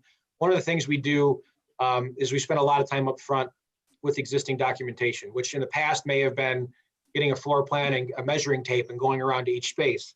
We now have our own 3D scanner that we go through and basically as built the building in that regard. And Jerry, I know Bob Duclos came up last week and he's got his new toy with his 360 camera and he's incorporating that into really a walkthrough of the building, and we do that anywhere. And that's a very simplified version of what this scanner would do. So that the 360 video photography will allow you to kind of do spin around and look at the space. And that's something that we're looking at using you know, during construction and beyond, so that it gives you guys as owners a quick ability to see where projects stand and then where the space finishes up. This 3D scanner is much different. It does take pictures, but it also takes point cloud data. And this allows us to build our 3-dimensional models off of this. It also, and it's tough to see, I'm sure on the smaller screens, but the image in the upper right there, we're actually looking in our scan data from the 3D scanner and measuring the clearances we have between that electrical junction box and the structure. So we can, after we come through and do our field verification, we have this as a reference throughout our design. So we don't need to run back out to the building to take a look at something, we have the ability to take measurements and determine all the different parts and pieces of that's in that existing building from the scan data. And that really takes no more time than if we were to as-built the building itself. In a building such as the DSS that's very cut up, this would actually be more efficient and quicker to do that. And again, it gives us a brand new three-dimensional model to base our designs off of as well. So we're not starting from scratch. Next one, Chuck. And just a couple of things to highlight real quick on some critical considerations for a project like this. Again, we do have experience with similar project scopes. We kind of know the ins and outs of what the requirements are going to be, especially in the term of the DSS building, the importance of phasing and maybe even surge spacing and doing some other things to make sure that we're not shutting down departments or we're not causing folks to have lost work, and looking at how those the different work can happen throughout the building to minimize the impact of the day-to-day operations of the county. We have that phasing knowledge. And again, a big thing that we leverage in that is our construction management folks who on similar projects have to live it. So they're the ones, we design it and draw it, but if they're out there on site, they have to live with the people coming to them and complaining or dealing with having to move around. So we use their knowledge base to refine those things. And the other thing too, that I'll note is just the responsible steward of municipal funds. Obviously we do municipal work across the state. So we definitely know the importance of spending funds appropriately. One thing I'll mention is that myself, I'm actually an elected official. I'm on a much smaller scale. I'm a trustee in my village, but I'm actually my DPW liaison as well. So the day-to-day operations of the village and municipal funds, I'm particularly attuned to and pay attention to. The other piece would be attention to detail. Again, I mentioned the leveraging of technology. Not only does that allow us to work efficiently, but it also allows us to see potential issues ahead of time. The other thing is that it allows us to properly visualize the building to you and other stakeholders. So we'll do renderings and visualizations of the new layouts of DSS or what the highway facility will look like. And everybody can see those in 3 dimensions and see renderings. So everybody's gonna understand what the building's gonna be before it gets there. So we don't have the issues of people not understanding what we're getting. The other thing that we were talking about is really the understanding of pandemic impacts. Given the situation we're in, office space is definitely a different animal as far as how they get laid out and the way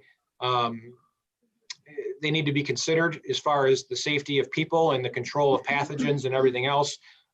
We've been going through actually in our office, renovating our different departments in a phased schedule and updating them to newer standards as far as office layouts and the like, but also seeing how the different impacts to layouts are based on COVID. So we actually have some articles that our team has written that we'll be willing to share with you guys, or they're available on our website that may be of interest, but understanding how not only that goes into the layout of the spaces, but also the mechanical equipment and different items as well. We've hit on cost and schedule control a couple times, so I won't belabor those points too much. But again, we leverage all the abilities we have in-house with our construction and construction management folks. And another thing to think about, and this may be related to more related to the highway garage than it is to the DSS building, but one of the things we found to be advantageous in the past is leveraging municipal forces, the DPW forces for some of the own work, the site work specifically, grading, asphalt. I know we did some of that at JCC, but some of our other recent highway facilities have been able to do that. And that's definitely helped expedite some things where pre-work can happen before contracts are even going, or and even to save money because you're not paying markup and everything else on labor and materials for different parts and pieces. I won't read these, but when you guys see the slide deck after the fact, these are just some testimonials from some recent projects that we've done with some folks across the state. Tim Hens out in Genesee County, who was the superintendent of the state highway group for a long time. Joe Wazinski in Madison County, and then John Greeley in the town of Lafayette are just a few examples of highlighting the work that we've done in the past. So at this point, and like I said, we can send you the slideshow, Jerry, so you have it. We can open it up to questions on what we've presented. We do have a couple of slides after this, of the overview of the DSS building and the highway garage site to, I guess, discuss the upcoming project further, make sure we have a good firm understanding of the scope. As I understand it, if requested, the next phase would be for us to pull together a scope and fee proposal for you. So we have those ready to talk about that. But if you have any questions on what Mike has presented, all three of us were at your disposal. Yeah, thank you very much for the presentation. I'm going to open it up to all legislators if they got questions for Mike, Chuck, or Patrick. Gary, this is Phil. I do. Go ahead, Phil. You mentioned DSS reimbursement and helping us get the max on that. Have you been through that process before? We have, and I don't know if Patrick, you have any input here, but yes, myself personally, no, but with some of the work we do for other state agencies, we have been, we have done some of that work. I can tell you that this is Chuck Brooks again. We have a group of folks here that we have leveraged on past projects that handle grant funding in particular. Her name is Elizabeth Harder.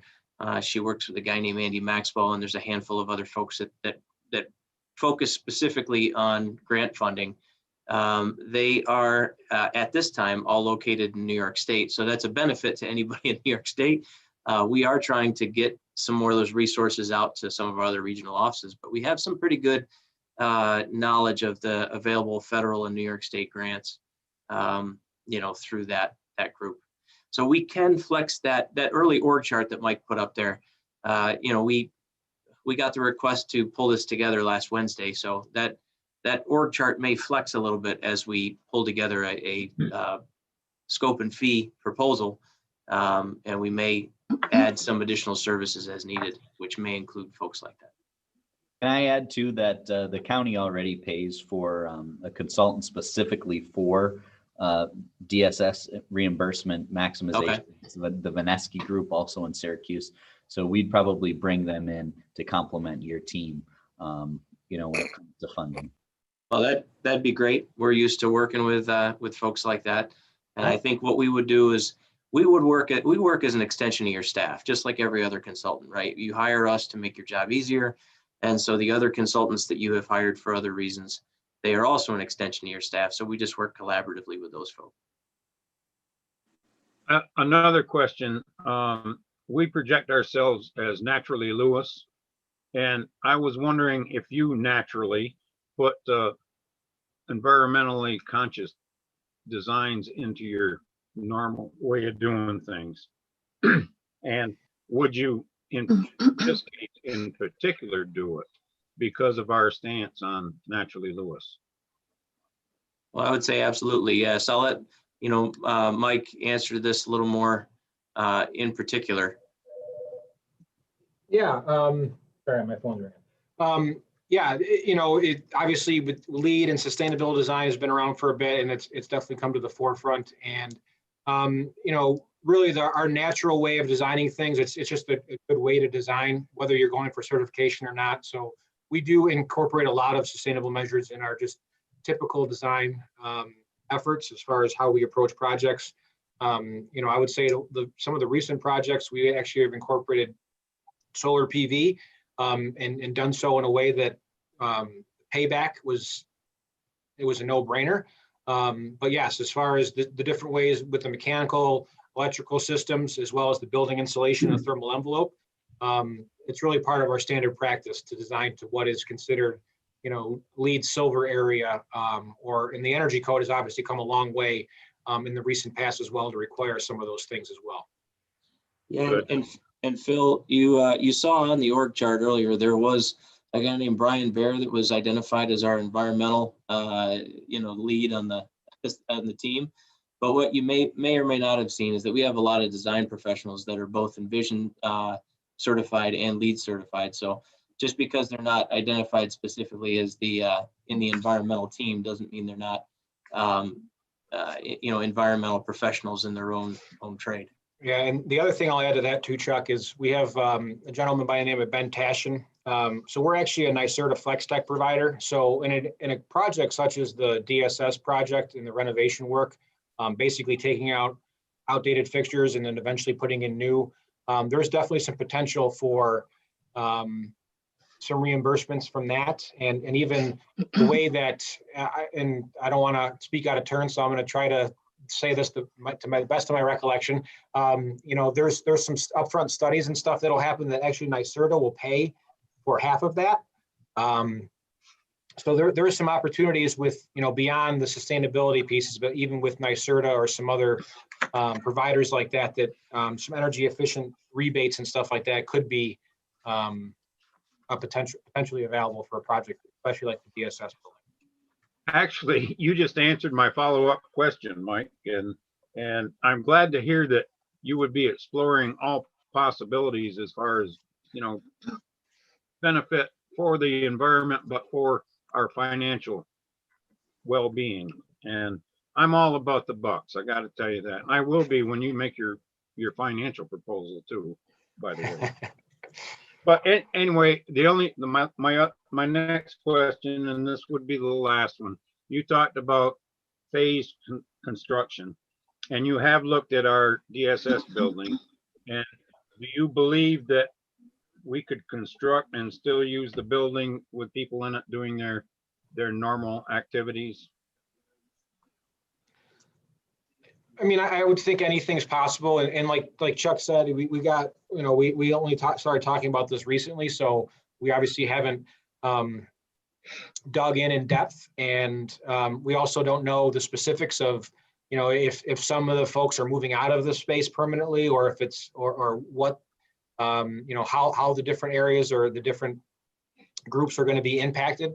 But we've done numerous projects where we've phased construction of continued occupancy in buildings, and that goes into not only the physical spaces but also the mechanical electrical systems as far as how the different the boiler would serve and that kind of thing. So it's definitely something that we can look at, and our goal would be to minimize the disruption for the day-to-day activities, for sure. But that would definitely be something that would be worked out as we get into the initial planning. There are occasions where you may need to bring in some flex space, as part of the construction planning. But we wouldn't have a good feel for that, I don't think, until we got into the design portion of the project. Thank you. I appreciate your honest answer. I'm done. Any other legislators got questions? Anybody? Going once. I guess I do have one. When we're doing flex space and stuff like that, I mean, it can't be cheap compared to doing it the regular way where they get in there and get services. Is there a rough cost shift by doing it that way? I mean, that you can compare, that if we went in there and gave them the whole building compared to doing it phases? It would definitely be more cost effective to allow a contractor to have full access. Yes. As far as Well, by how much roughly? I don't need it today. Yeah. right. No, we can definitely noodle some numbers around and get you something based on some past, but off the top of my head, I couldn't tell you. Okay. And then the other question that I had, when we renovate this, are we going to be able to bring it up if we get with the exterior and everything else, pretty much to the standards as a new building, as far as efficiencies and everything? Or is being renovated going to have some that we're stuck with the inefficiencies? You're talking like the building envelope and the insulation and all that kind of stuff? Right, I mean, it's been there, not knocking it 30 years. And if you're gonna try to renovate something, you want the best you can get when you're done, so. Yep. Is that something that would be considered too, to get the standards higher? Yeah, I would definitely say so. And actually, Bob actually shared a couple drawings that he had of what the exterior wall was made up. And I was actually surprised when he read off what the insulation was there now was more than I expected.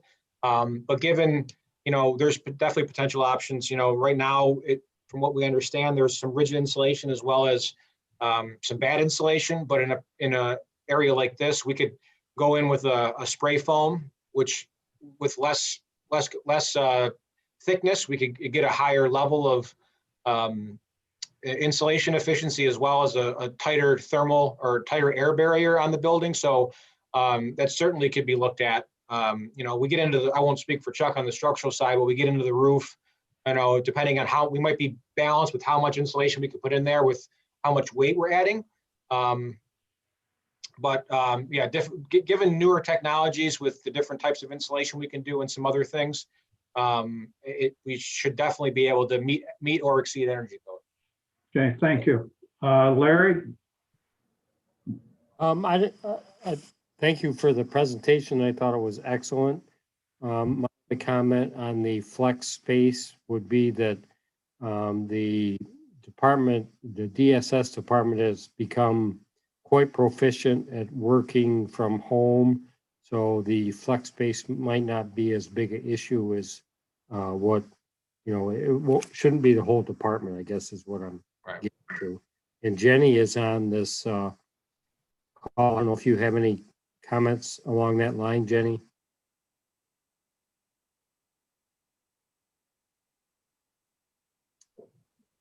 So Larry and Jerry, to further that discussion, this piece about the constructability and the logistics of how we would actually undertake the construction of this project, or not we would, but collectively we, the team, would undertake the project, would be part of that, starting with the end in mind, right? And that stakeholder engagement.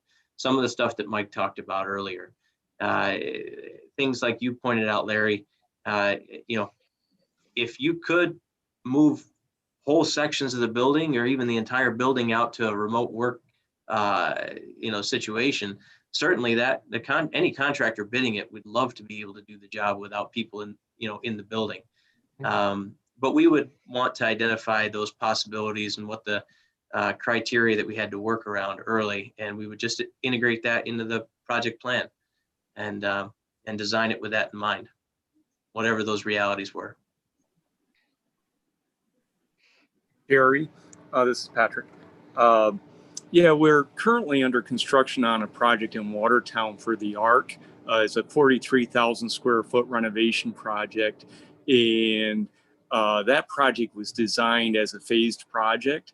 But when we got towards construction about a year ago, with everything going on with the pandemic, basically they decided to vacate the building. So I can get you numbers on what the difference in cost saved to the client was for that. Naturally, in their case, there was some additional cost for relocating the people and renting other space.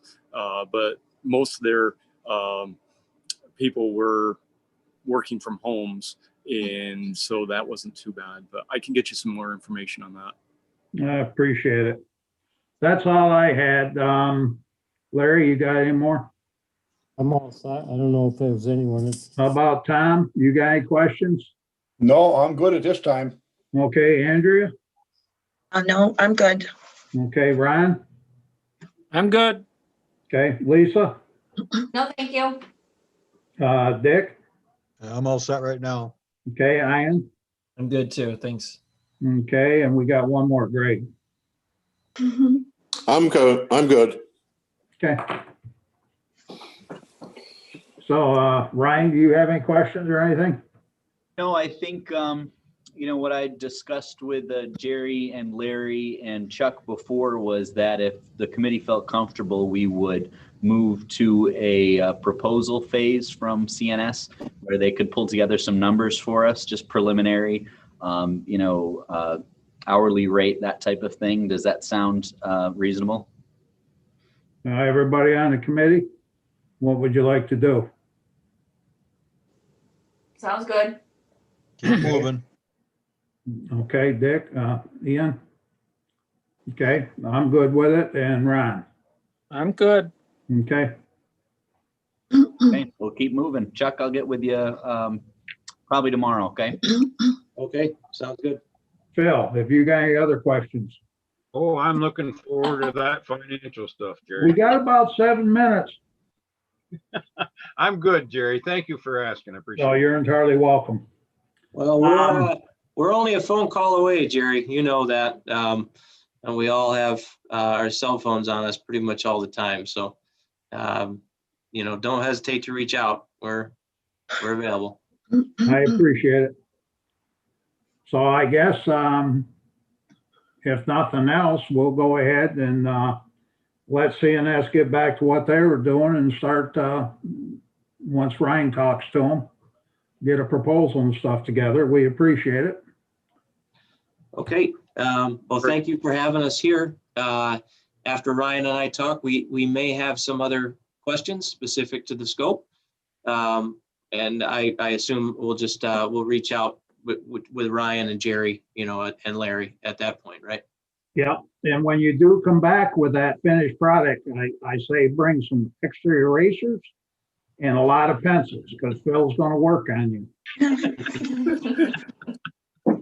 My reputation precedes me, doesn't it, Jerry? Yeah, nothing wrong with that, though. Well, that's okay. We're used to that collaborative process, so it's not a big deal. So if you're sharpening the first time, Phil won't have anything to do. So listen, thank you very much for your time. And does anybody have any other questions? Okay, we'll let you guys get off, get back doing what you need to do. Thank you very much for your time, Chuck, Mike, and Pat. Thanks for having us. You're welcome, Jerry, Larry, Ryan, and all of you. It was really nice to see you. Have a good rest of your meeting and a good rest of your week, and we'll be talking soon. Thank you. Thank you. Thanks a lot. Bye. We still got 5 minutes in what we're gonna do. Unless anybody's got any other questions, we're gonna get in early. You gotta go through your resolutions. Yeah, we have dockets, Jerry. Oh, come on. Yeah, let's, what we need to do is accept December 15th meeting minutes. Does anybody got any questions? I'll move on it. We have a second. Second, Dick. Dick, all in favor, aye? Aye. Aye. All right. Okay, Go ahead. first docket is resolution to appropriate funds in the highway department accounts in the amount of $132,051.16 for various annual lease payments. Funds will be transferred from project HAD capital equipment. Is there any questions or discussions? All in favor, aye? All right. Yep. Opposed, nay? Carried. Resolution approving and directing the placement of a stop sign on the Parker Road where it intersects with County Route 27 in the town of Montague. Okay, is there any questions or discussion? I just have one question, Tim, if you're on. I know the county's involved. Why is the county involved in this stop sign, which is a town of Montague? So it actually is an intersection with the county road. It's right there at the four corners, right by the Montague Inn. So Parker Road comes to that county road. So the county controls all intersections, even on town roads. That would be one of our signs. The town of Montague voted to put a sign there. The town highway superintendent put one up. Bob contacted me and said, we can't do that without county approval. And that's what initiated this. I don't see any reason there shouldn't be a stop sign there. And I did check the law after the emails this weekend, and it is within the purview of the county highway superintendent. So in the future, signs don't need to come to the legislature for approval. So I appreciate you pointing that out, and we'll not bother you guys with that stuff in the future, but I don't see any reason not to put it there, and that's what the town of Montague would like to do. Okay, is there any other questions or discussions? All in favor, aye. Aye. Aye. Opposed, nay. Carried. Resolution appointing Jalen Uhas Heems, Executive Director of Snowbelt Housing Company, to replace Cheryl Schenkel O'Neill on the Lewis County Fair Housing Task Force. Questions or discussions? Is there a rationale that somebody knows that I don't know why we're doing this? Cheryl Schenkel O'Neill retired as, That's a good reason. Thank you. Okay, any other questions? All in favor, aye. Aye. Aye. Opposed, nay. Carried. resolution to set virtual public hearings to be held simultaneously on Tuesday, March 2nd, 2021 at 5 p.m. to solicit the views of County of Lewis citizens regarding consolidated funding applications for community development block grant applications for a small business loan / grant in an amount not to exceed $200,000 and CDBG community planning funds for a countywide housing needs assessment and market analysis and an amount not to exceed $50,000 with the required 5% cash local match paid from 2021 community development funds. Any questions or discussion? All in favor, aye. Aye. Opposed, nay. Carried. Resolution to set a virtual public hearing to be held on March 2nd, 2021 at 5 p.m. for the purpose of receiving public comment to consider the requests and recommendations of the Lewis County Agricultural and Farmland Protection Board for inclusion of the 2 properties located in the town of New Bremen into Agricultural District Number 6. Questions or discussions? All in favor, aye. Aye. Aye. Opposed, nay. Carried. Resolution authorizing agreement between the Probation Department and Rubenstahl, Knudsen and Associates Psychological Services to provide sex offender evaluations and counseling for individuals and psychological evaluations and treatment for juvenile delinquent adolescent offenders when required for the period beginning January 1st, 2021 through December 31st, 2021. Any questions or discussion? All in favor, aye. Oh, Aye. opposed, nay. Carried. Resolution appropriating funds in the Stop DWI accounts in the amount of $17,000 for 2020/2021 Stop DWI program and authorizing stipend for administrative assistant services. Any questions or discussions? All in favor, aye. Aye. Aye. Opposed, nay. Carried. Resolution authorizing public parking lot lease between Diana Land Management LLC and the county for the purpose of using the premises located at the intersection of Goose Pond Road and Snowmobile Trail S84B as recreational public parking. Any questions or discussions? All in favor, aye. Aye. Opposed, nay. Carried. Resolution authorizing agreement between Lewis County Sheriff's Department and Transitional Living Services of Northern New York to provide mental health counseling and other related mental health services for the inmates in the sheriff's custody for the term beginning January 1st, 2021 and ending December 31st, 2021 at a cost of $150 per hour. Any questions or discussions? All in favor, aye. Aye. Aye. Opposed, nay. Carried. Resolution for 2021 budget amendments in the solid waste department accounts for various changes to improve accounting information within Munis. Any questions or discussions? The changes they made is to let them chisel down more in different accounts where they're spending their money. They're just adding some more accounts. So all in favor, aye. Aye. Opposed, nay. Carried.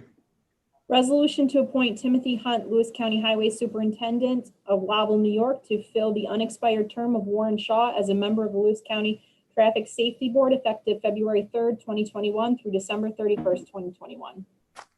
Questions or discussions? All in favor? Aye. Opposed, nay. Carried. And then we have a motion to authorize Highway Superintendent Timothy Hunt to send out an RFP for stone and gravel bids. Okay, somebody want to make a motion? I'll move it. Second, Dick. And second? Mr. Chartrand seconded.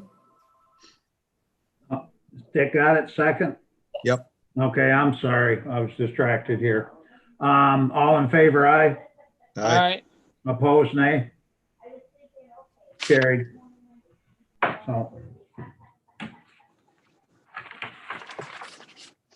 So I know it's been a long one, kind of a wild one. Thank you, everybody, today.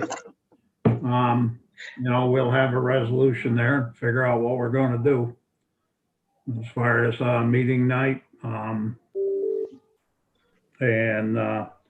we have a motion to close the meeting? I'll motion that. Lisa? Second. Ron? All in favor, aye? Aye. All right. Thank you. Good job, Jerry.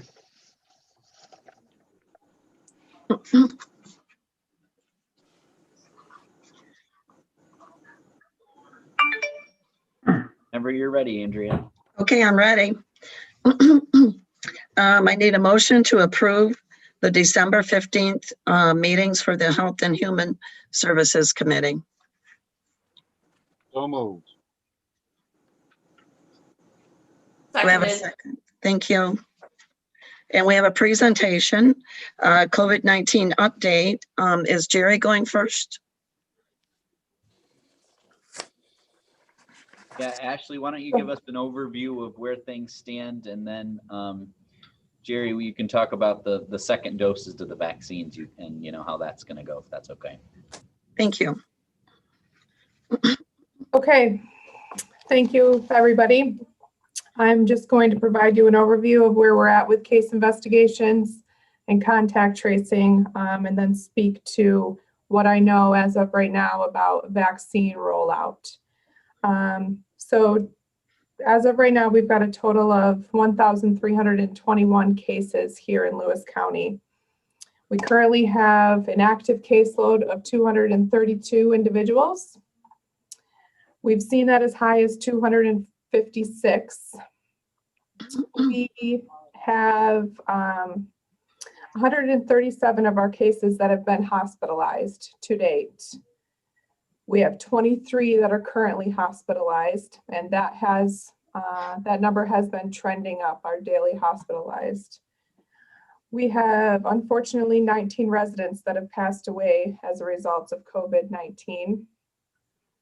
And we're currently averaging about 30 cases per day. I want to thank you all for the support that you've given us with the additional staff here at Public Health to assist us in this response. It's been extremely helpful to allow us to keep up with case investigations and quarantining individuals all within 24 hours of receiving the positive test results. We've also been able to keep up with our monitoring, making calls to individuals on a daily basis. We have been receiving a lot of calls for the COVID-19 vaccine, which is great. I'm extremely happy to see the enthusiasm in the community because ultimately that is the tool that will end this pandemic. So I want to take this opportunity just to tell you what I know to date about what the vaccine rollout is looking like. So starting last week, all COVID-19 registered providers were allowed to order COVID vaccine. So that's every Monday. We need to go in and submit our order. At the end of the week, the state looks at all of the orders that are submitted throughout the state and decides who they will allocate the vaccine to. So we're notified if we will receive vaccine after that. For example, I was notified Sunday night that we'd be receiving vaccine at some point this week. I was informed we'd be receiving 100 doses and that we need to focus on essential workers. So they not only do they tell you how many doses you're going to get, they tell you who you need to focus on with those doses. So last week we were fortunate enough to receive a large bolus of vaccines initially. Actually extremely fortunate because many other counties did not receive such a large allocation. So we were able to vaccinate 535 individuals in group 1B, just general in group 1B. Like I said, the 100 doses this week will be going to essential workers in group 1B. We're currently in the planning phase of that and still awaiting the vaccine. So until that shows up, we will be in the planning phase. Let's see here. Other areas that residents can go to receive the vaccine include pharmacies. We've been told they will receive a weekly allocation of vaccine. And our Kinney's here locally is receiving vaccine. They're small allocations, but it's something. The other thing is the state has set up several large vaccine distribution sites. Unfortunately, the closest ones to us are in Potsdam or Syracuse, and these clinics tend to fill up quickly, but it is an option. We have been encouraging folks that are calling to go on to the state's website and number one, check to see if they're eligible, and then number two, it lists areas where they can receive the vaccine. I just want to end by saying how extremely thankful that I am for all of the support from the other county departments. They've really stepped up in assisting us with this response. And I'm very proud to work with all of the hardworking and dedicated individuals that we have working here. And with that, I will take any questions that any of you have. Ashley, what's the total case count to right now? I didn't get it written down. Total cases is 1,321. Thank you. You're welcome.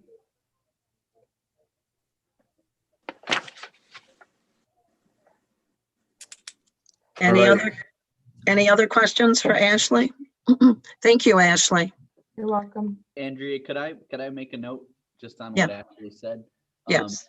One thing Larry and I have been advocating for at the state level is that the state recognize that the resources that they're using to set up these big state distribution sites are resources that could be going to county health departments and distributing directly to the people right in their own backyards. You know, what we did last week was a really great example of what county governments are capable of.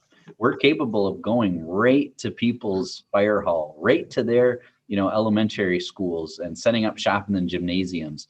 But the state instead is insisting upon these large distribution sites, these regional sites that, for at least for the people in Lewis County, don't seem to make a lot of sense. So everybody wishes there was more vaccine. There's no doubt about that. And we certainly can't blame New York State for the global shortage of vaccine. But I think the fact that the state is diverting resources away from local governments in order to prop up their own, what I believe are unnecessary regional sites, is something that we should be vocal about and advocate for, because for the people of Lewis County, it really doesn't seem to make much sense. So what are you thinking we should do? Is there anything we can do? Not sure if there is. How can we push back? Well, Ryan and I there are what they call control room calls. They occur on Tuesday morning and Tuesday afternoon. The Tuesday one is more or less a meeting in advance to get the questions to Albany that we have so that they can possibly be answered on the 2 o'clock call. We've been doing this for over 6 months, I guess close to a year at this point. And I don't recall a question ever being answered, most dodged. So I did reach out to Brian Adie and Senator Griffo's office this morning and vented on him a little. They have no powers either. This is very, very closely controlled in Albany by, I would say, extremely senior management. No one else in the state hierarchy that anyone can find has any knowledge of how much vaccine there is or where it's going to be distributed to. It's just a extremely frustrating process. It's shared by everyone that's on those control room calls. I'm glad that I'm not Buck or Seth, because they just become punching bags, basically. And, you know, they supposedly take the question back and it just never gets answered. You know, the driving topic now is, when are we going to get vaccine and how much vaccine we're going to get? And can't you give us a little lead time so we can organize for that? We get no response to that. I don't know if you can add anything to that, Ryan or Ashley, but it's very frustrating, closely held secret at this point. Yeah, the only thing I would add is I'd like Ashley to expound a little bit on all the training that we've done for vaccine distribution. You know, we don't do this on our own. The state makes us do this. The State Department of Health makes us do these trainings, and they're very strict about it and what we have to accomplish, and we do them. And so we do feel that we're prepared, as evidenced by last week. We were prepared. So Ashley, can you just talk a little bit about how the system we always thought would work and why we've trained for years? Just a bit. So I want to tell you all that the New York State Department of Health is well aware of what their local health departments can do.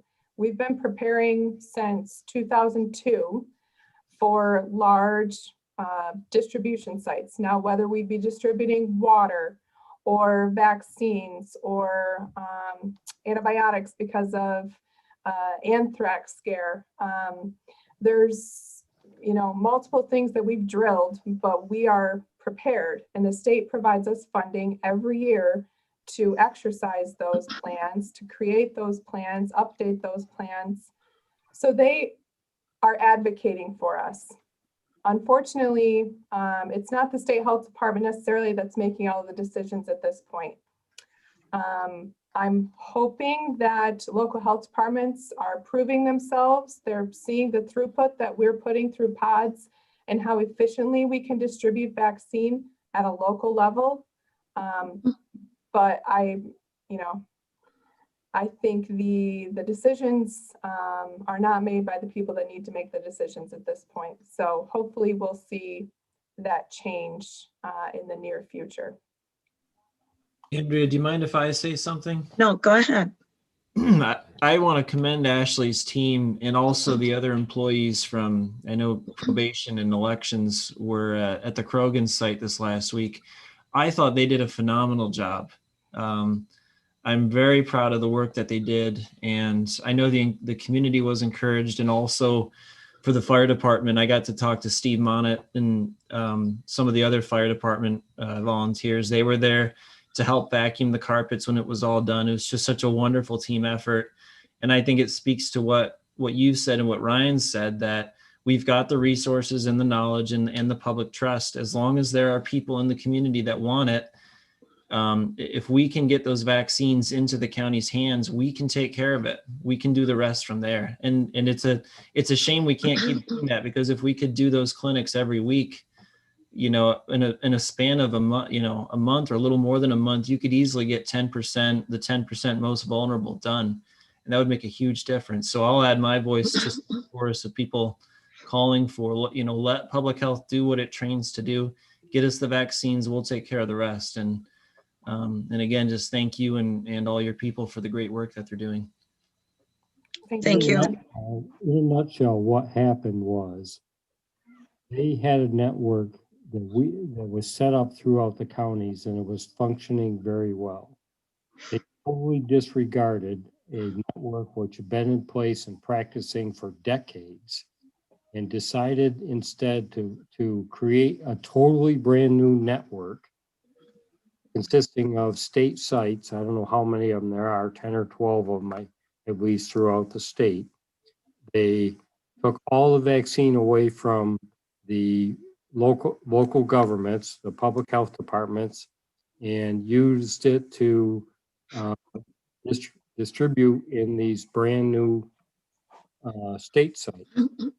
One of the statistics that caught my eye, I think Jerry Kayer actually sent this around, was the fact that the vaccine that's going to this state sites is not being used completely. They could take the excess vaccine that they have at these state sites and at least distribute that to the local public health departments.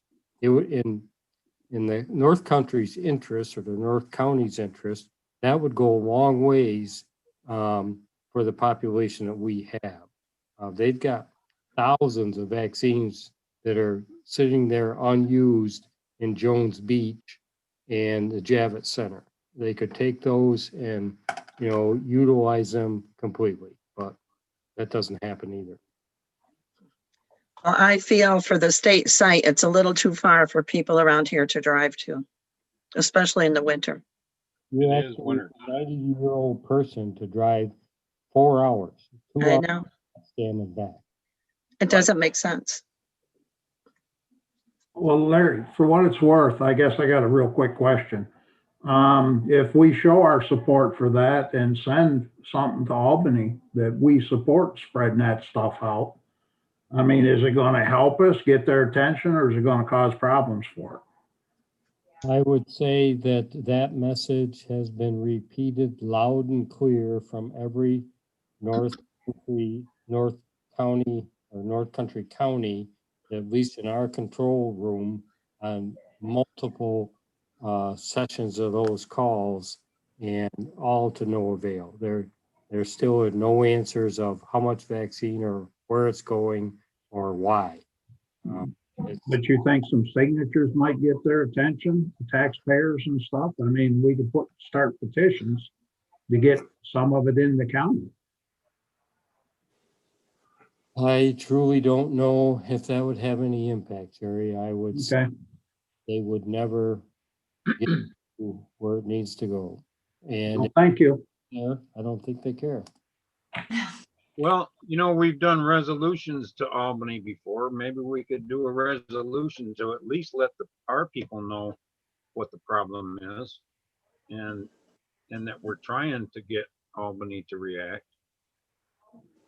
Yeah, we can certainly do that. We can draw something up, to Jerry and Phil's point, something that the board can act on, that we can send on to the control room and to anyone else in Albany who's willing to listen.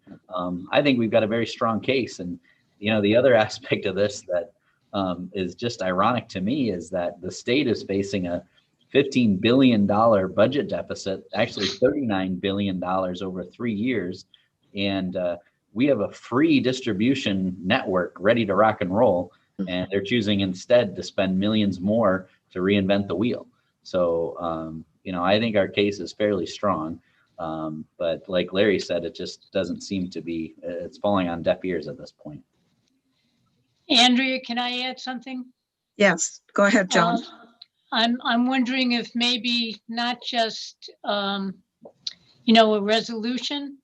Why don't we get some phone numbers, Larry, from the powers that be in Albany, and put it on our website and encourage our residents to flood the state with some calls, knowing, we can write something up, and to Ryan's point, to let them know that this is something that we can handle without any cost to the state.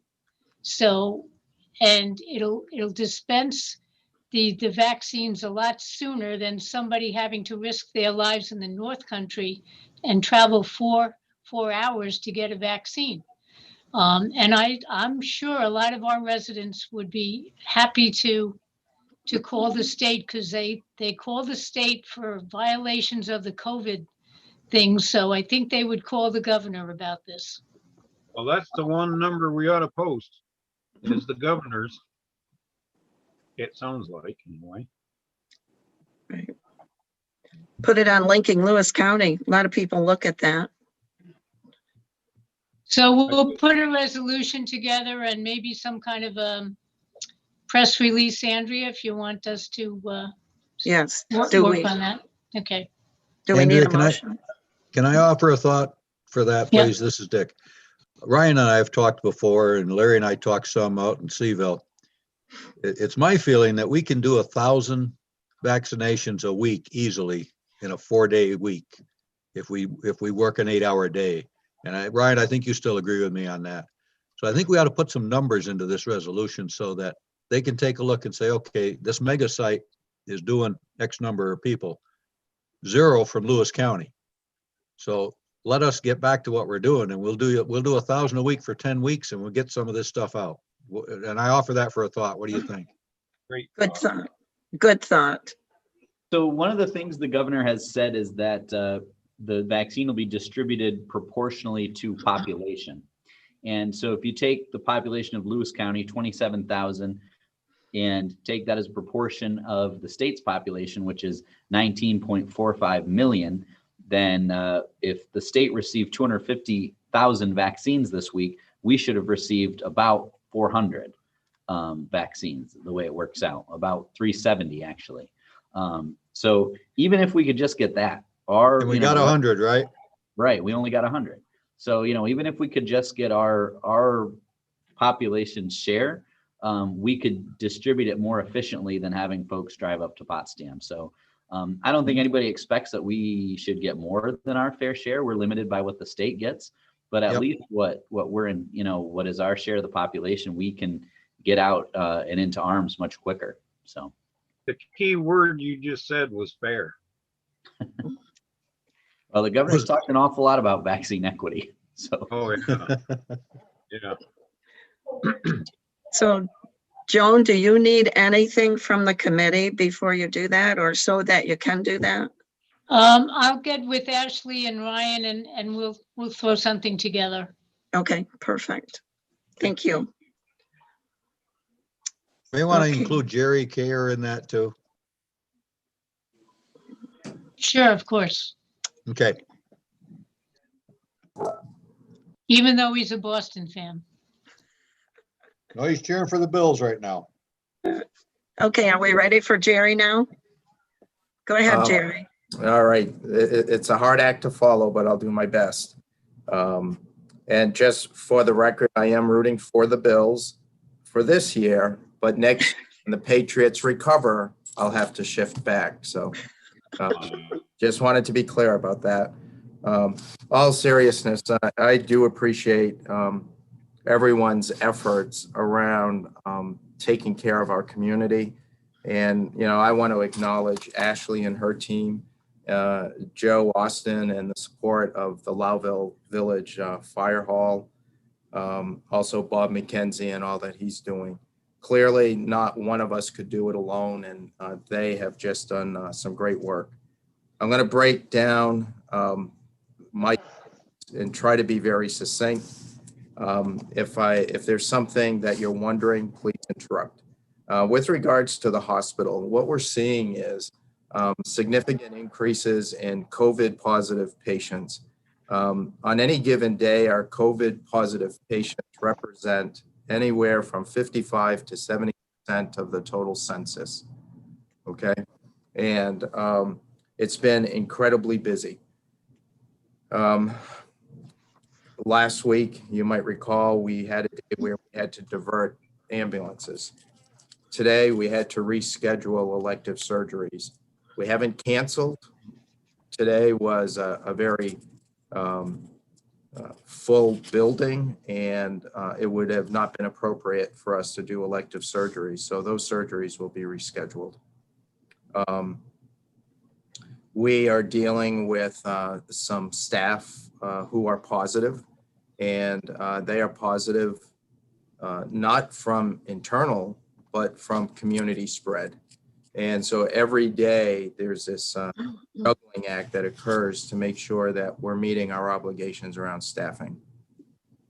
At the nursing home, things are moving in the right direction. We've seen some increase in census, and we had for a period of time been at no positive COVID residents, but we did have someone test positive last week. So we currently have one person in the building who's positive, but that's being managed very well.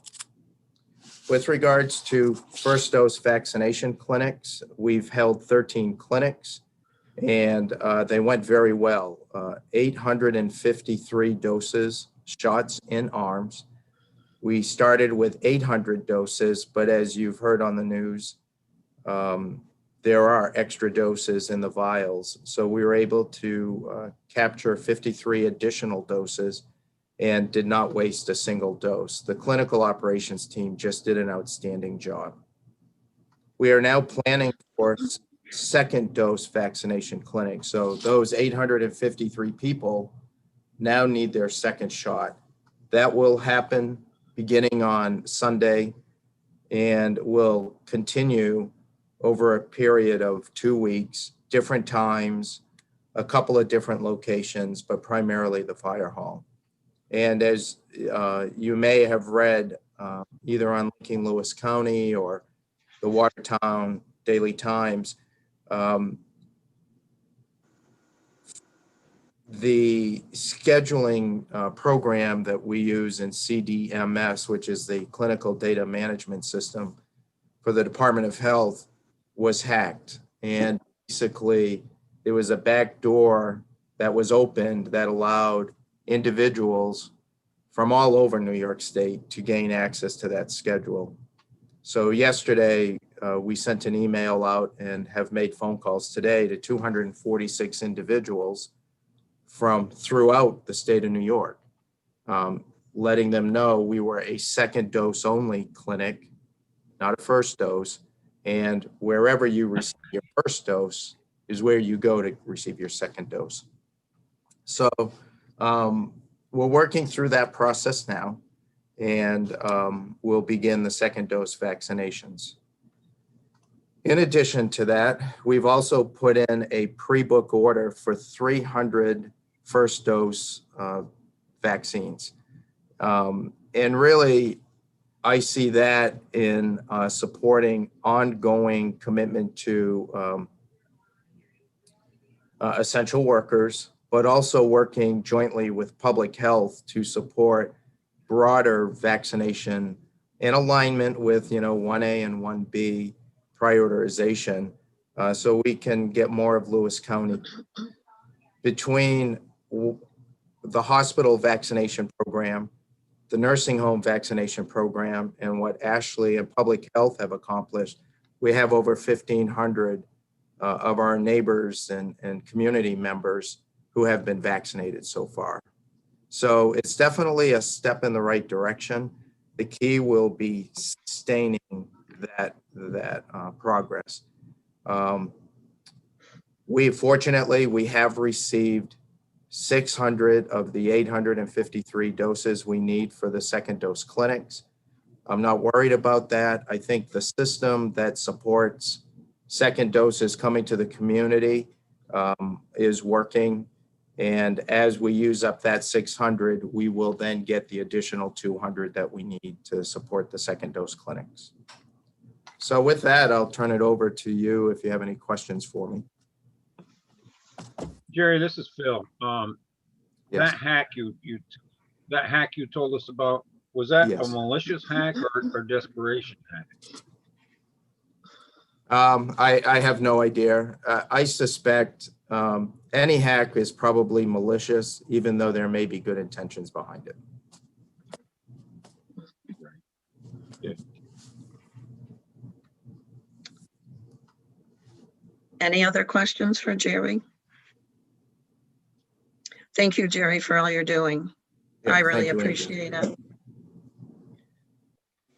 Okay, are we ready to go to dockets? Yep. I guess we only have one, Cassandra. Yes. Resolution to appoint Scott Mathis of Wobble, New York as a member of the Substance Use and Disorder Subcommittee of the Community Services Board effective January 1st, 2021 through December 31st, 2024. Phil, Do I get a second? I'll second I'll that. second it. It doesn't have to be a motion. It's just all in favor, say A. All in favor. Okay, I'm sorry. All in favor. yep. Okay. All right. Any nays? Okay, so we'll go to motions. Yep, the first motion is to authorize Social Services Commissioner Jennifer Jones to refill a full-time caseworker position due to resignation effective immediately. I'll do that one, okay? Thanks, Phil. I'll second it. Ron is not on this committee. I'll second it. I can't get involved. I'm so sorry. I'll Ron, second it.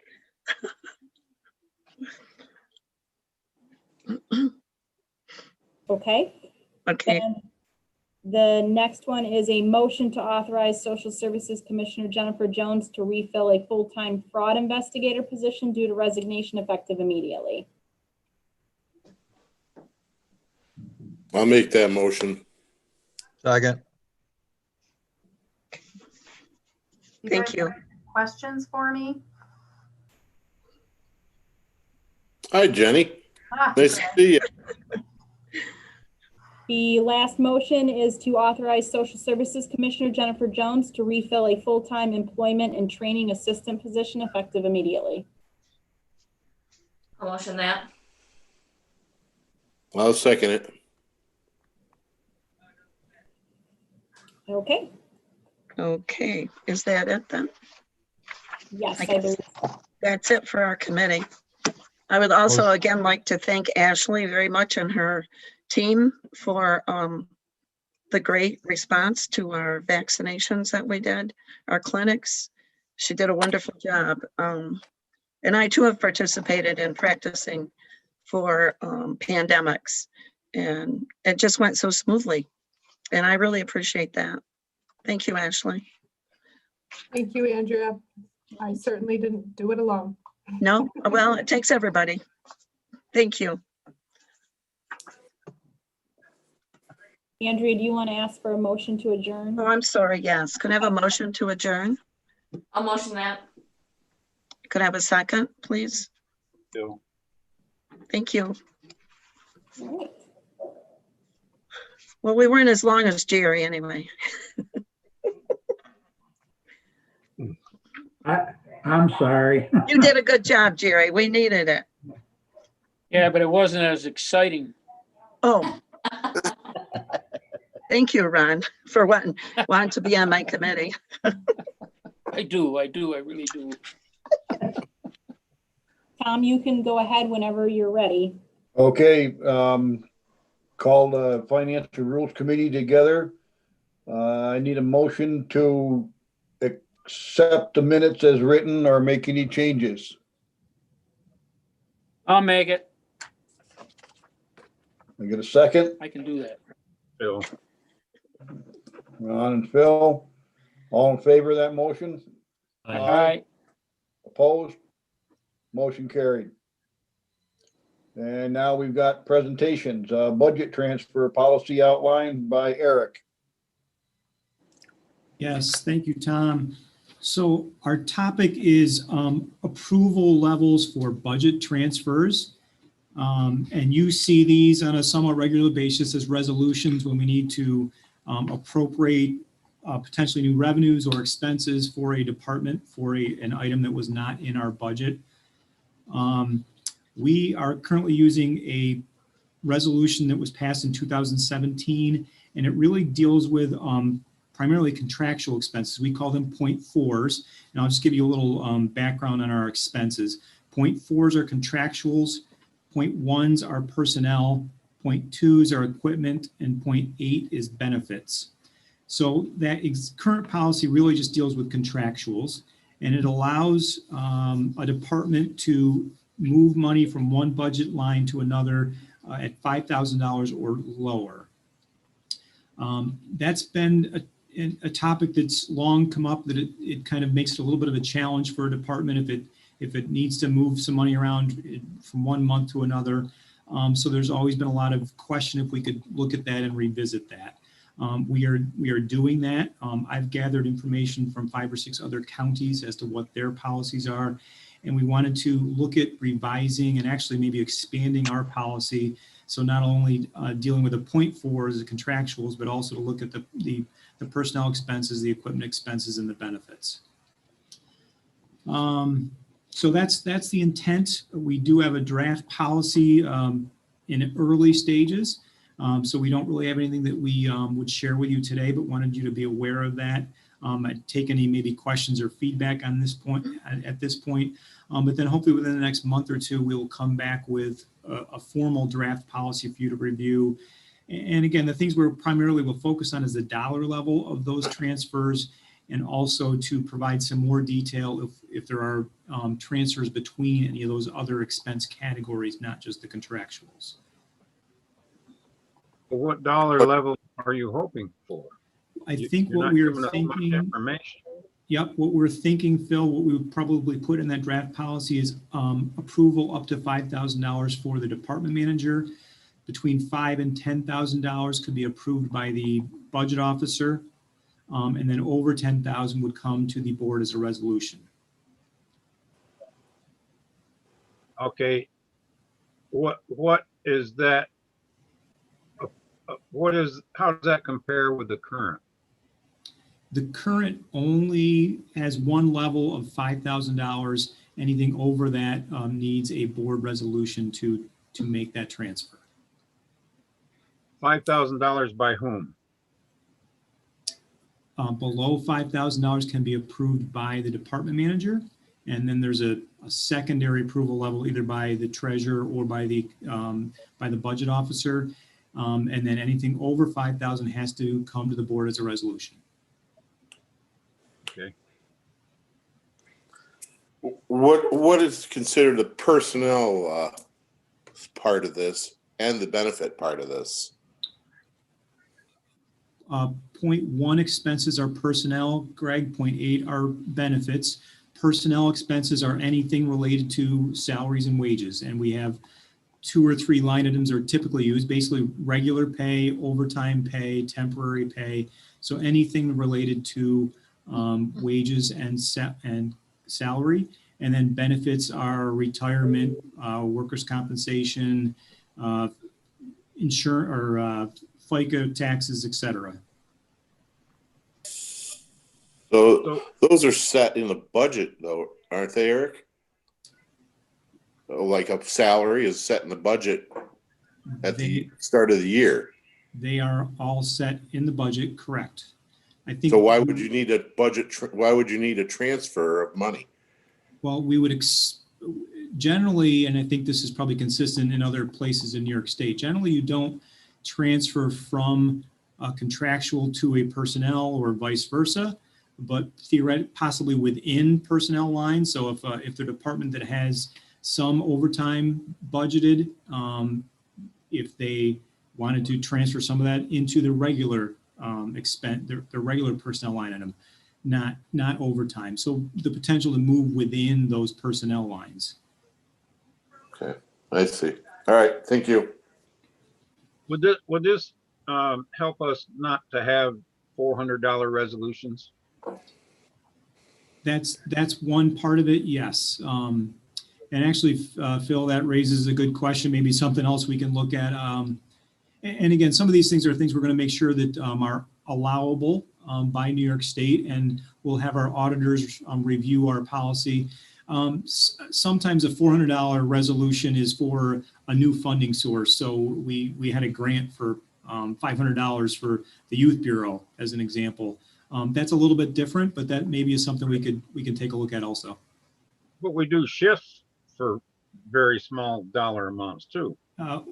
Correct, we do. And so, yes, thank you. Because an example there that we don't have authorization for is if you wanted to shift from a 0.4 to a 0.2, a contractual to an equipment. Right. There's nothing in our policy regarding that. So we have to bring that for a resolution.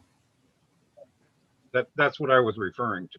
Correct. So at any dollar level, if we want to make that budget change, it needs your approval.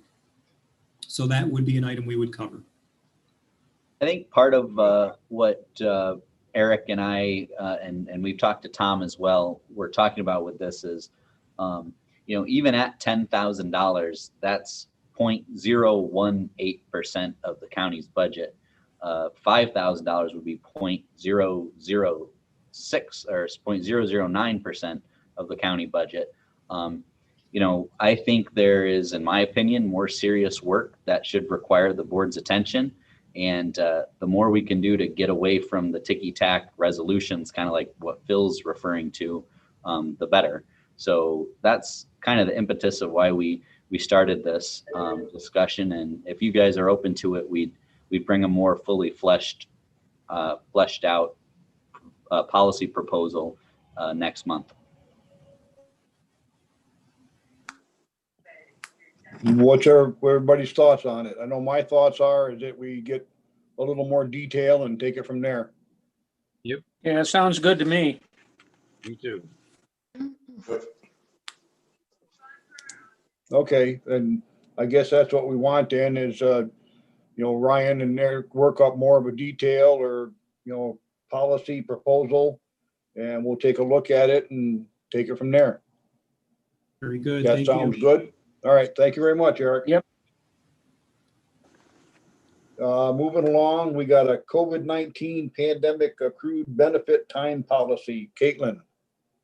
Hello. So this policy was brought forward because it was brought to our attention. We had many of our staff that actually lost time over this year, helping out with the efforts of the pandemic response. So again, you have the policy in front of you that was sent out. That is a rough draft or a draft of things we would like to see here for our employees to be able to get back that time they lost.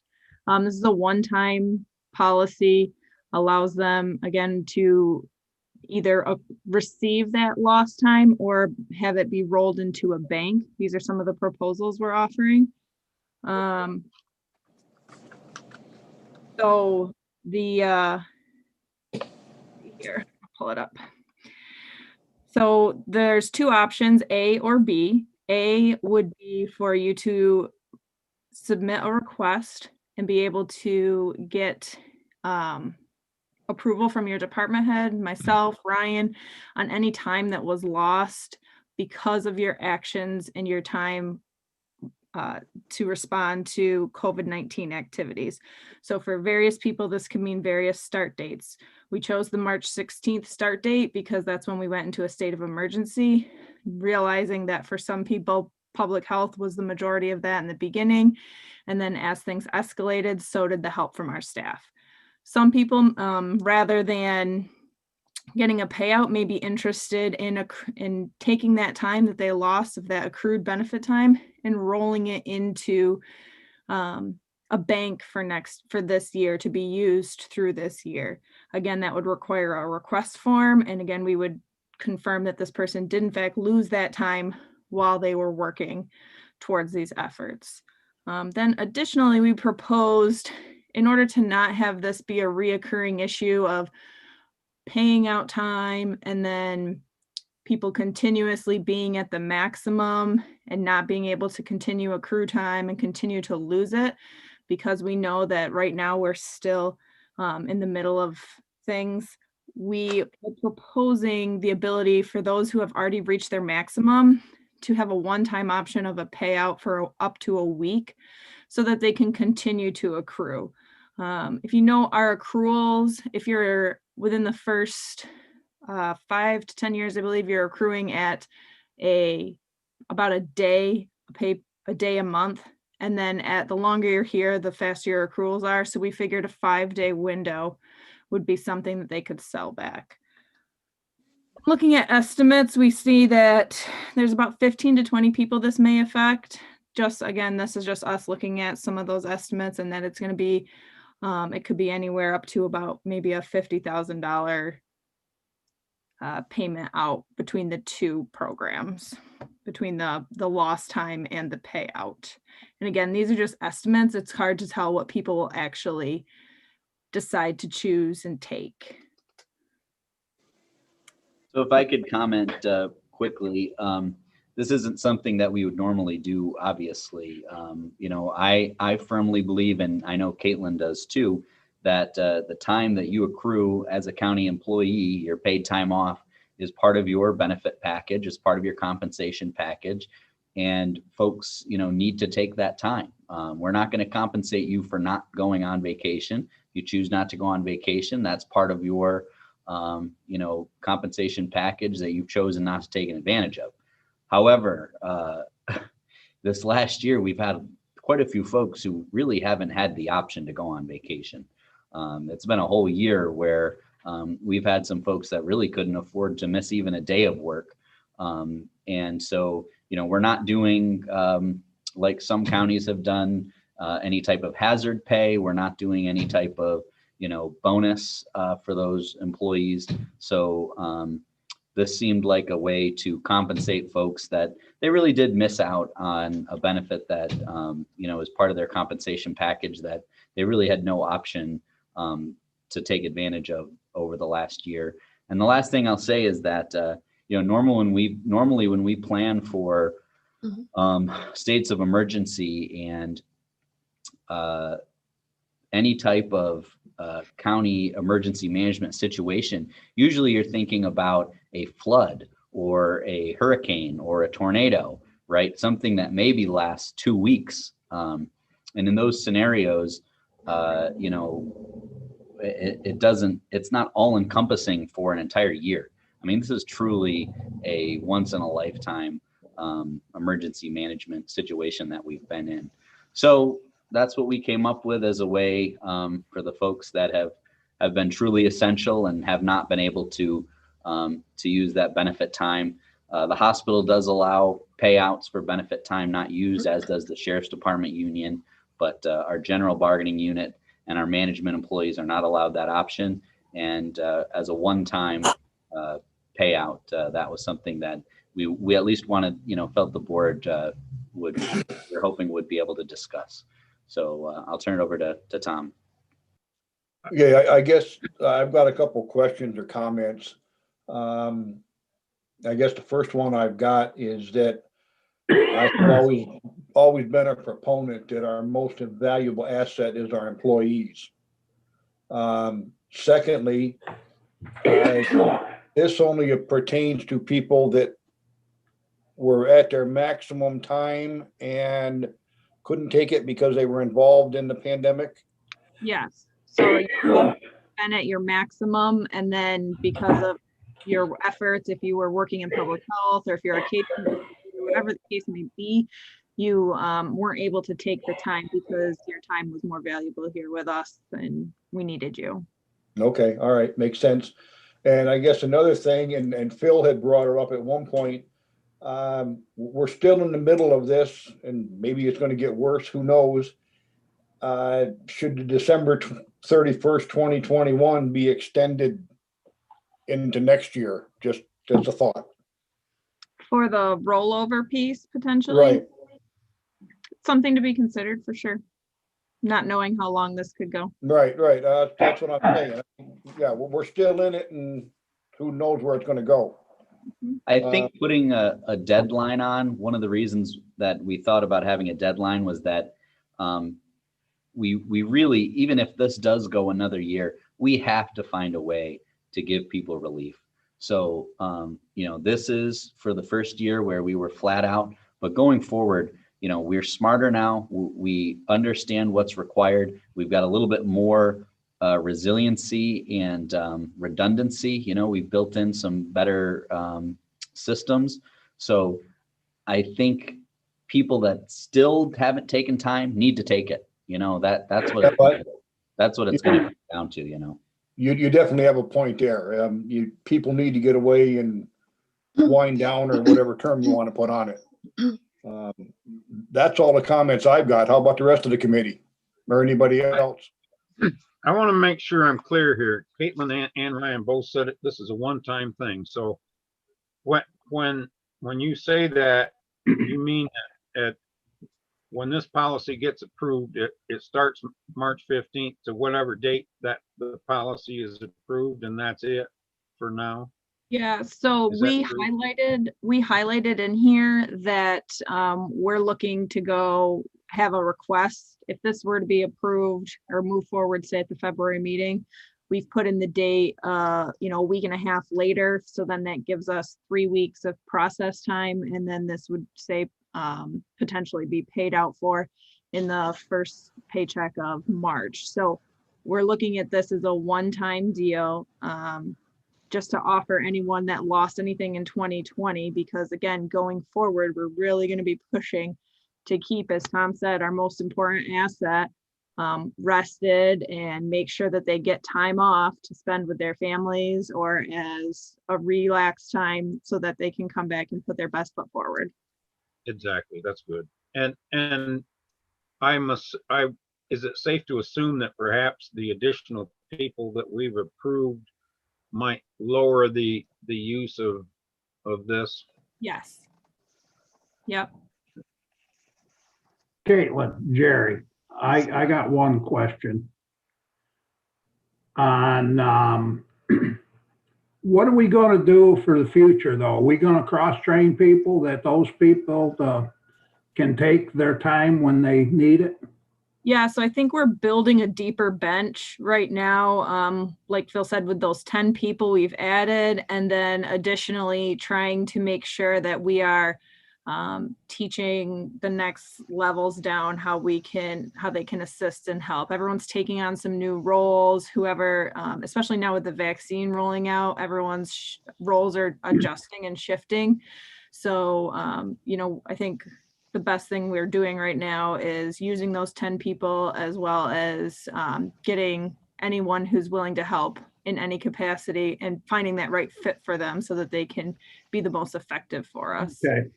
So with that process, you should be able to not have this problem again, but right. I will comment. I mean, the people that weren't able to take their time, we need to compensate them. I think it's the right thing to do. Because if we wouldn't have had them here, we'd have probably been in a lot more trouble. Mm-hmm. So it wasn't their choice. I mean, it was pretty much mandated, wasn't it? Well, mandated by their own dedication, Right. I mean, one of them could have said, well, I'm going, I'm off for a week, use it or lose it, but we don't have those type of people, they stuck around because they were needed. Mm-hmm. The other thing I'll just mention in response to Jerry is that Ashley and I last week created a spreadsheet. We actually now have 95 employees outside of public health that have responsibilities relating to the pandemic.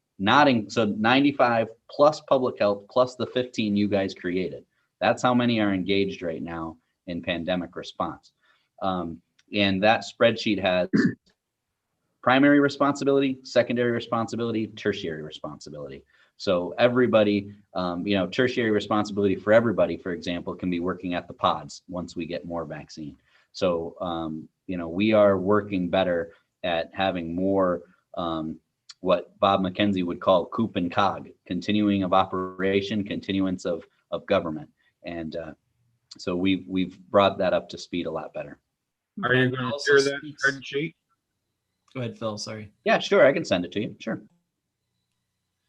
Ryan, I was just saying that also speaks to how important it is that we get the COVID situation under control so that those functions can return fully back to the normal operations. It's just something to remind people of. Yeah, I mean, if we don't do things that aren't essential, right? DSS doesn't do things that aren't essential. Government, everything we do is essential. So the fact that those folks are pulled away from other essential duties means other things in the community aren't being served. So great point. Okay, we got any other questions or comments for Caitlin or Ryan on this policy? Do we have a consensus that they work it up in a final presentation and bring it to us? I'm good with it. There's a resolution there. There's a resolution for it. Okay. Oh, Yeah, in your packet, there should have been a copy of the policy and a resolution to approve and adopt the COVID-19 Okay. pandemic accrued benefit time policy. Yeah, so pending you had no adjustments or changes you'd like to make, that's what we'd like to put forward at this time. All right. In that case, I thank you very much for the presentation and we'll move on to dockets. Okay, the first docket is the resolution to approve and adopt the COVID-19 pandemic accrued benefit time policy. Bill, It's all in favor. All in favor? Aye. Aye. Opposed? Motion carried. Resolution to appropriate funds in the capital data processing account in the amount of $50,000 and approving a 2021 budget transfer in the information technology department accounts for purchases related to a network server project with an estimated cost of $128,000 with funding to come from project HAE capital equipment. Any questions or comments? All in favor, aye. Aye. aye. Opposed? Carried. Resolution authorizing 2021 budget transfers in the department accounts in the amount of $308,800 for annual enterprise vehicle lease payments utilizing project HAD capital equipment. Any comments? All in favor, aye. Aye. Opposed? Carried. Resolution approving and authorizing a waiver of premium contributions to the Lewis County Health Plan by all participants in the plan for the month of March 2021, which is 2 biweekly pay periods. Any questions or comments? All in favor, aye. Aye. Opposed? Carried. And the next three are all going to be motions. This motion was brought forward from Health and Human Services Committee to authorize Social Services Commissioner Jennifer Jones to refill a full-time caseworker position effective immediately. Do I have a motion? I'll make it. I'll move. Greg and Ron? All in favor? Aye. Aye. Opposed? Motion's carried. Motion brought forward from Health and Human Services Committee to authorize Social Services Commissioner Jennifer Jones to refill a full-time fraud investigator position due to resignation effective immediately. Do I have a motion? I'll make it. Greg? Second. Ron? All in favor? Aye. Opposed?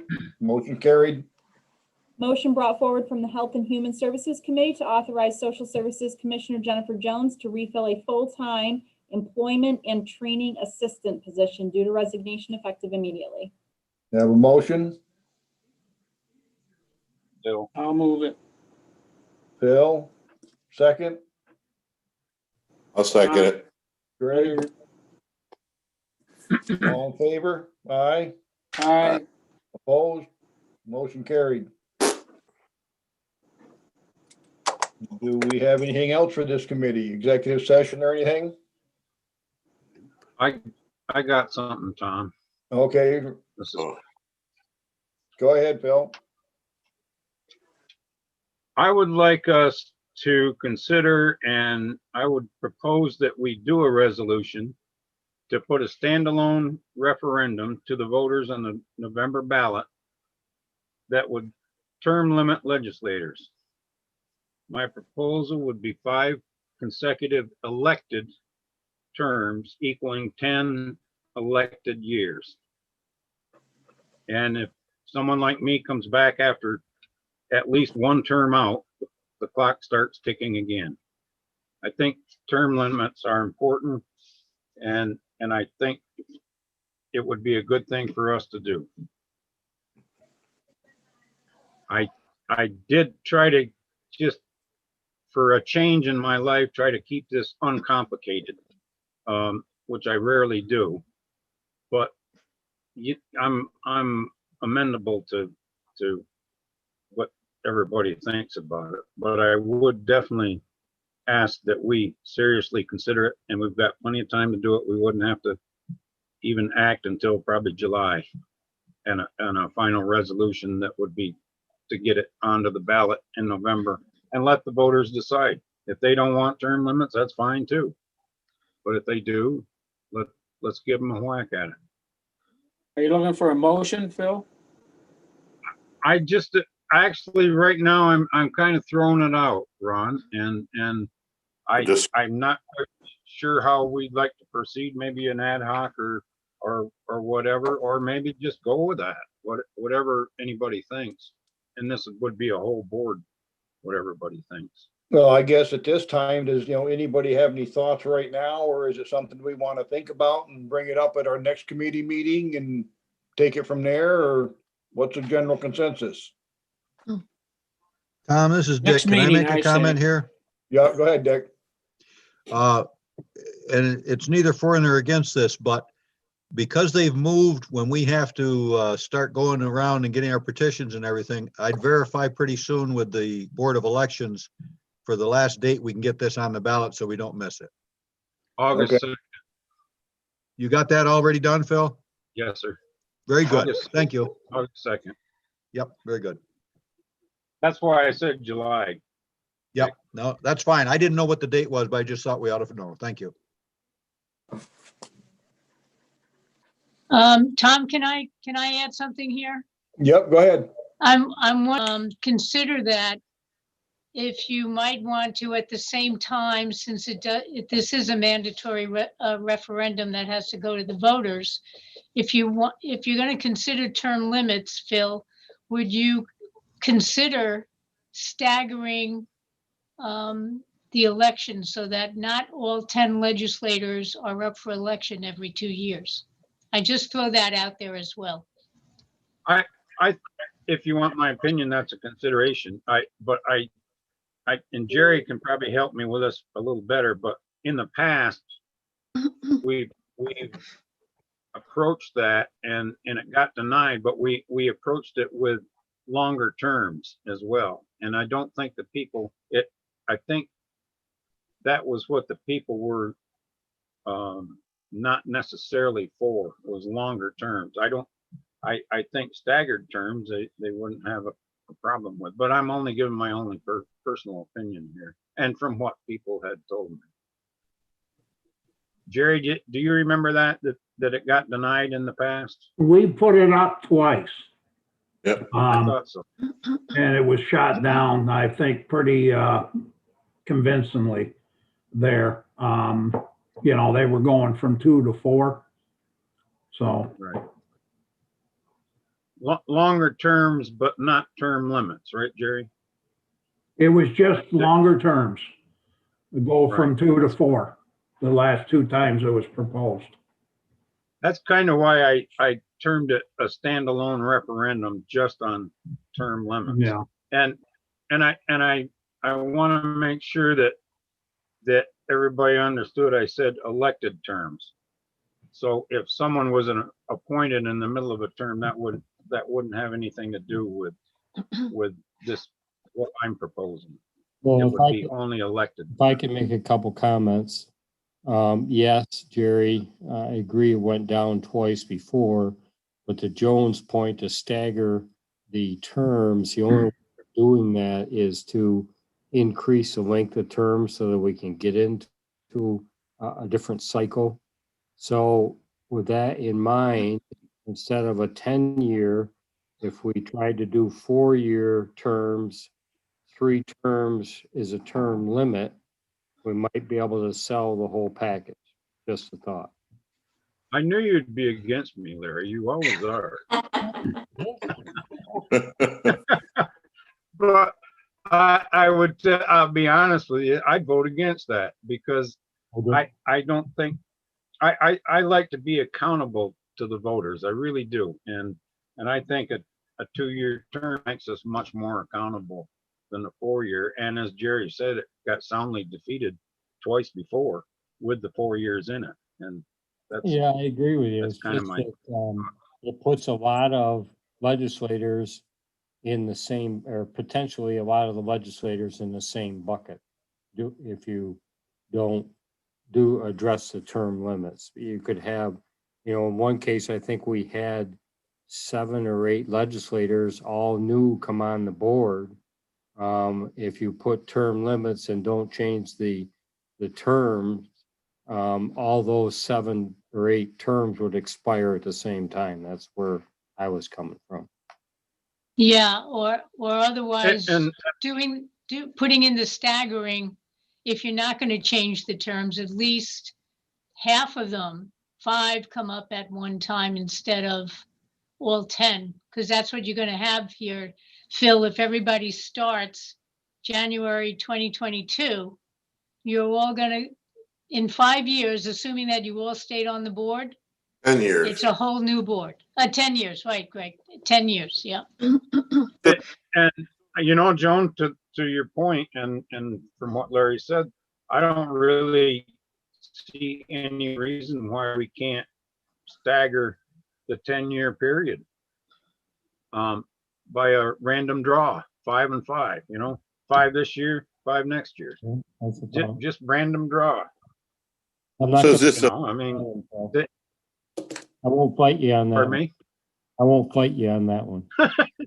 Well, then All every right, year is an election year. Every year. Well, every year's an No, election. no, I didn't mean it that way, Ryan. I meant 5 in the first election cycle and 5 in the next election cycle, 2 years later. That's Right. what I would suggest. Oh, I thought if you were talking about staggering them and if you staggered and kept 2-year terms, then every year would be an election year. Right. You know what I'm Right. saying? I was saying that wasn't what I was referring. I was referring to starting the clock, Ryan, on Okay. 5 people this coming election and 5 people the next coming election. I'm sorry. But I'm wide open. So I So- knew you're against me too all the time. No, I'm not. Whatever we do. Oh, I missed the memo. I thought you said staggering the terms, which I like the idea of Hey, as an appointed official, how do you think I feel? Have all 10 of my bosses up for replacement at the same time? That doesn't feel You good. might like that, Ryan.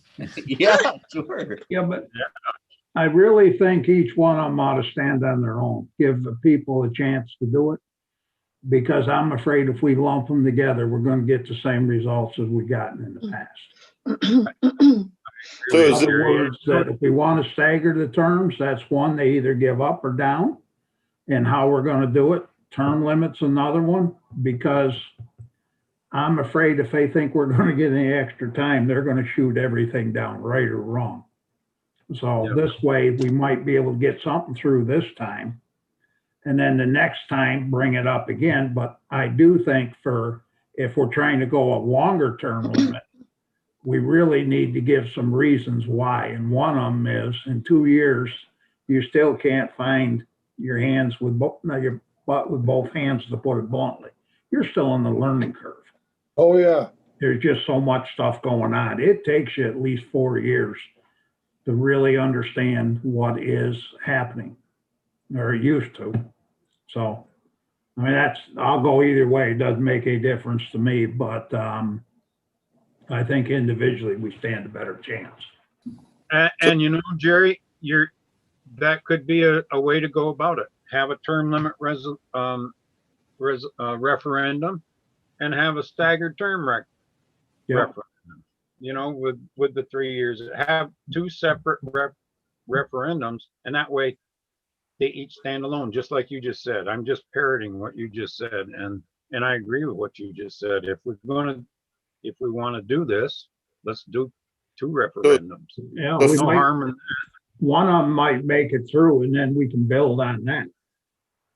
Oh, there you go. Yeah. I got a question for you, Phil. So is this term limit to start with this coming term, 5 terms from this coming terms, or does it count for how many terms you've been on? No, that way, I thought about that actually, but that way it gets all complicated too. So I just assumed starting with January 1st, 2022. You could hold office for 5. Everybody's clock starts ticking then, unless we do this, a staggered 5 this election and 5 the next election. We could do that too. So 5 would get 12 years and 5 would get 10 years, which is all right with me too. Does that answer your question, Greg? Yes, it does. Thanks, Phil. No problem, Greg. Don't scare me and tell me you agree with me, Greg. No, I don't ever agree with you. I know you don't. That would be 2 meetings in a row for you two. Yeah. That's right. That's right. So anyway, I would hope that maybe Larry, we could proceed with that if the board would care to. That's up to the board. You want a resolution for next month, or you want to think about it for a month? Not clear what you mean. Well, if the board is amendable to discussing this and working on it, maybe I could propose something more formally and we can talk about it next month. Again, we got plenty of time. Right. We don't have to do anything till July. So but if the majority of the board doesn't even want to consider it, that would be all right. I wish we would, but. Well, yes, I can definitely see the term limits.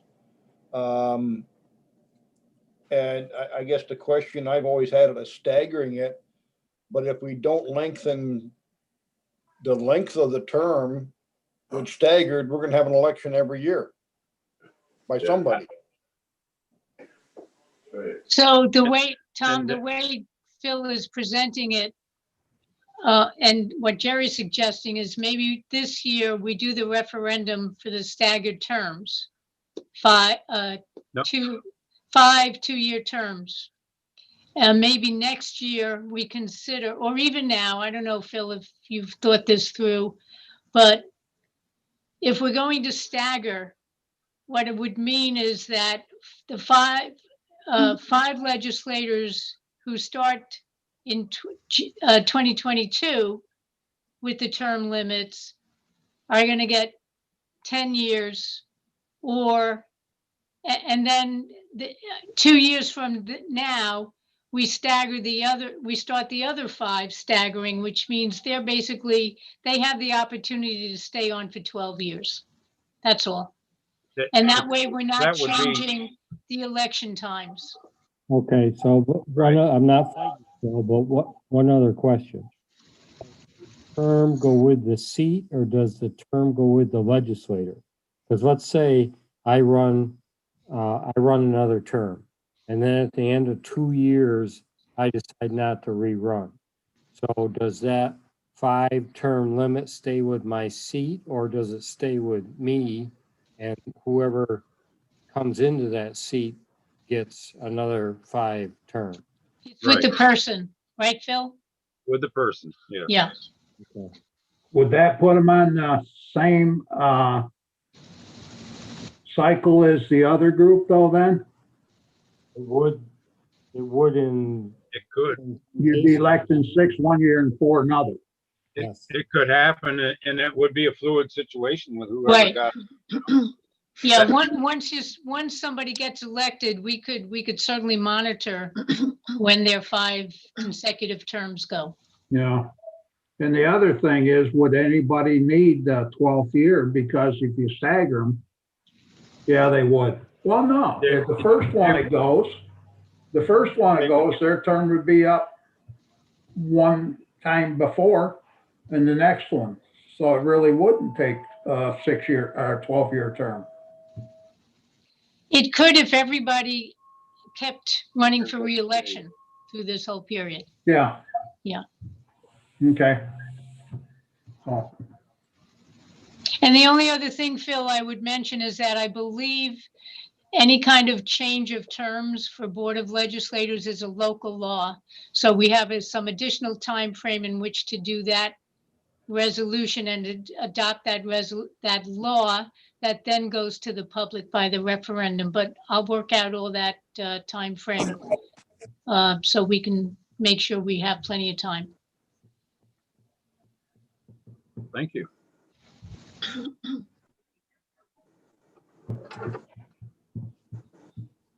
Okay, where do we stand? We want to think about this for a month and get a little bit more information together on how we might want to do it or how it might work, or? If you want, I'll send out a couple of proposals in the next week or two, Tom, and if you would care for me to, and to food for thought. You know, I'm not hung up about the wording or whatever, but food for thought. Does that sound good to everybody to have Phil put a little bit together and send it out and we look at it next committee meeting? That sounds like a plan. Okay. All right, that sound good to you, Phil? Yeah, that's fine. Joan, you'll help me with some of the technicals. Thank you. Yes, sir, but Okay. I'll leave the spreadsheets up to you. All right, that's what we'll do. Phil, you work with whoever you have to put a little bit together and get it to us for our next committee meeting, and we'll go from there with it. Thanks a lot. I appreciate you considering.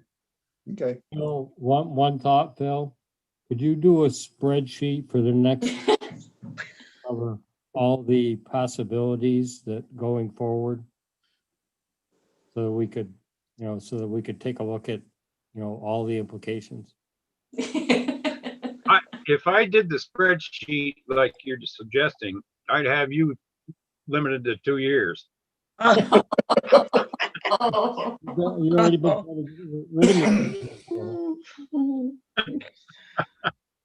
All right, anybody? And you'd probably have me limited to 1, so that would work out all right. Anybody have anything else? If not, we'll entertain a motion to adjourn. I'll make that motion. Greg? Second? I'll second. Dick? All in favor of adjourning, say aye. Aye. Aye. Aye. Opposed? Then we are adjourned. Thank you very much.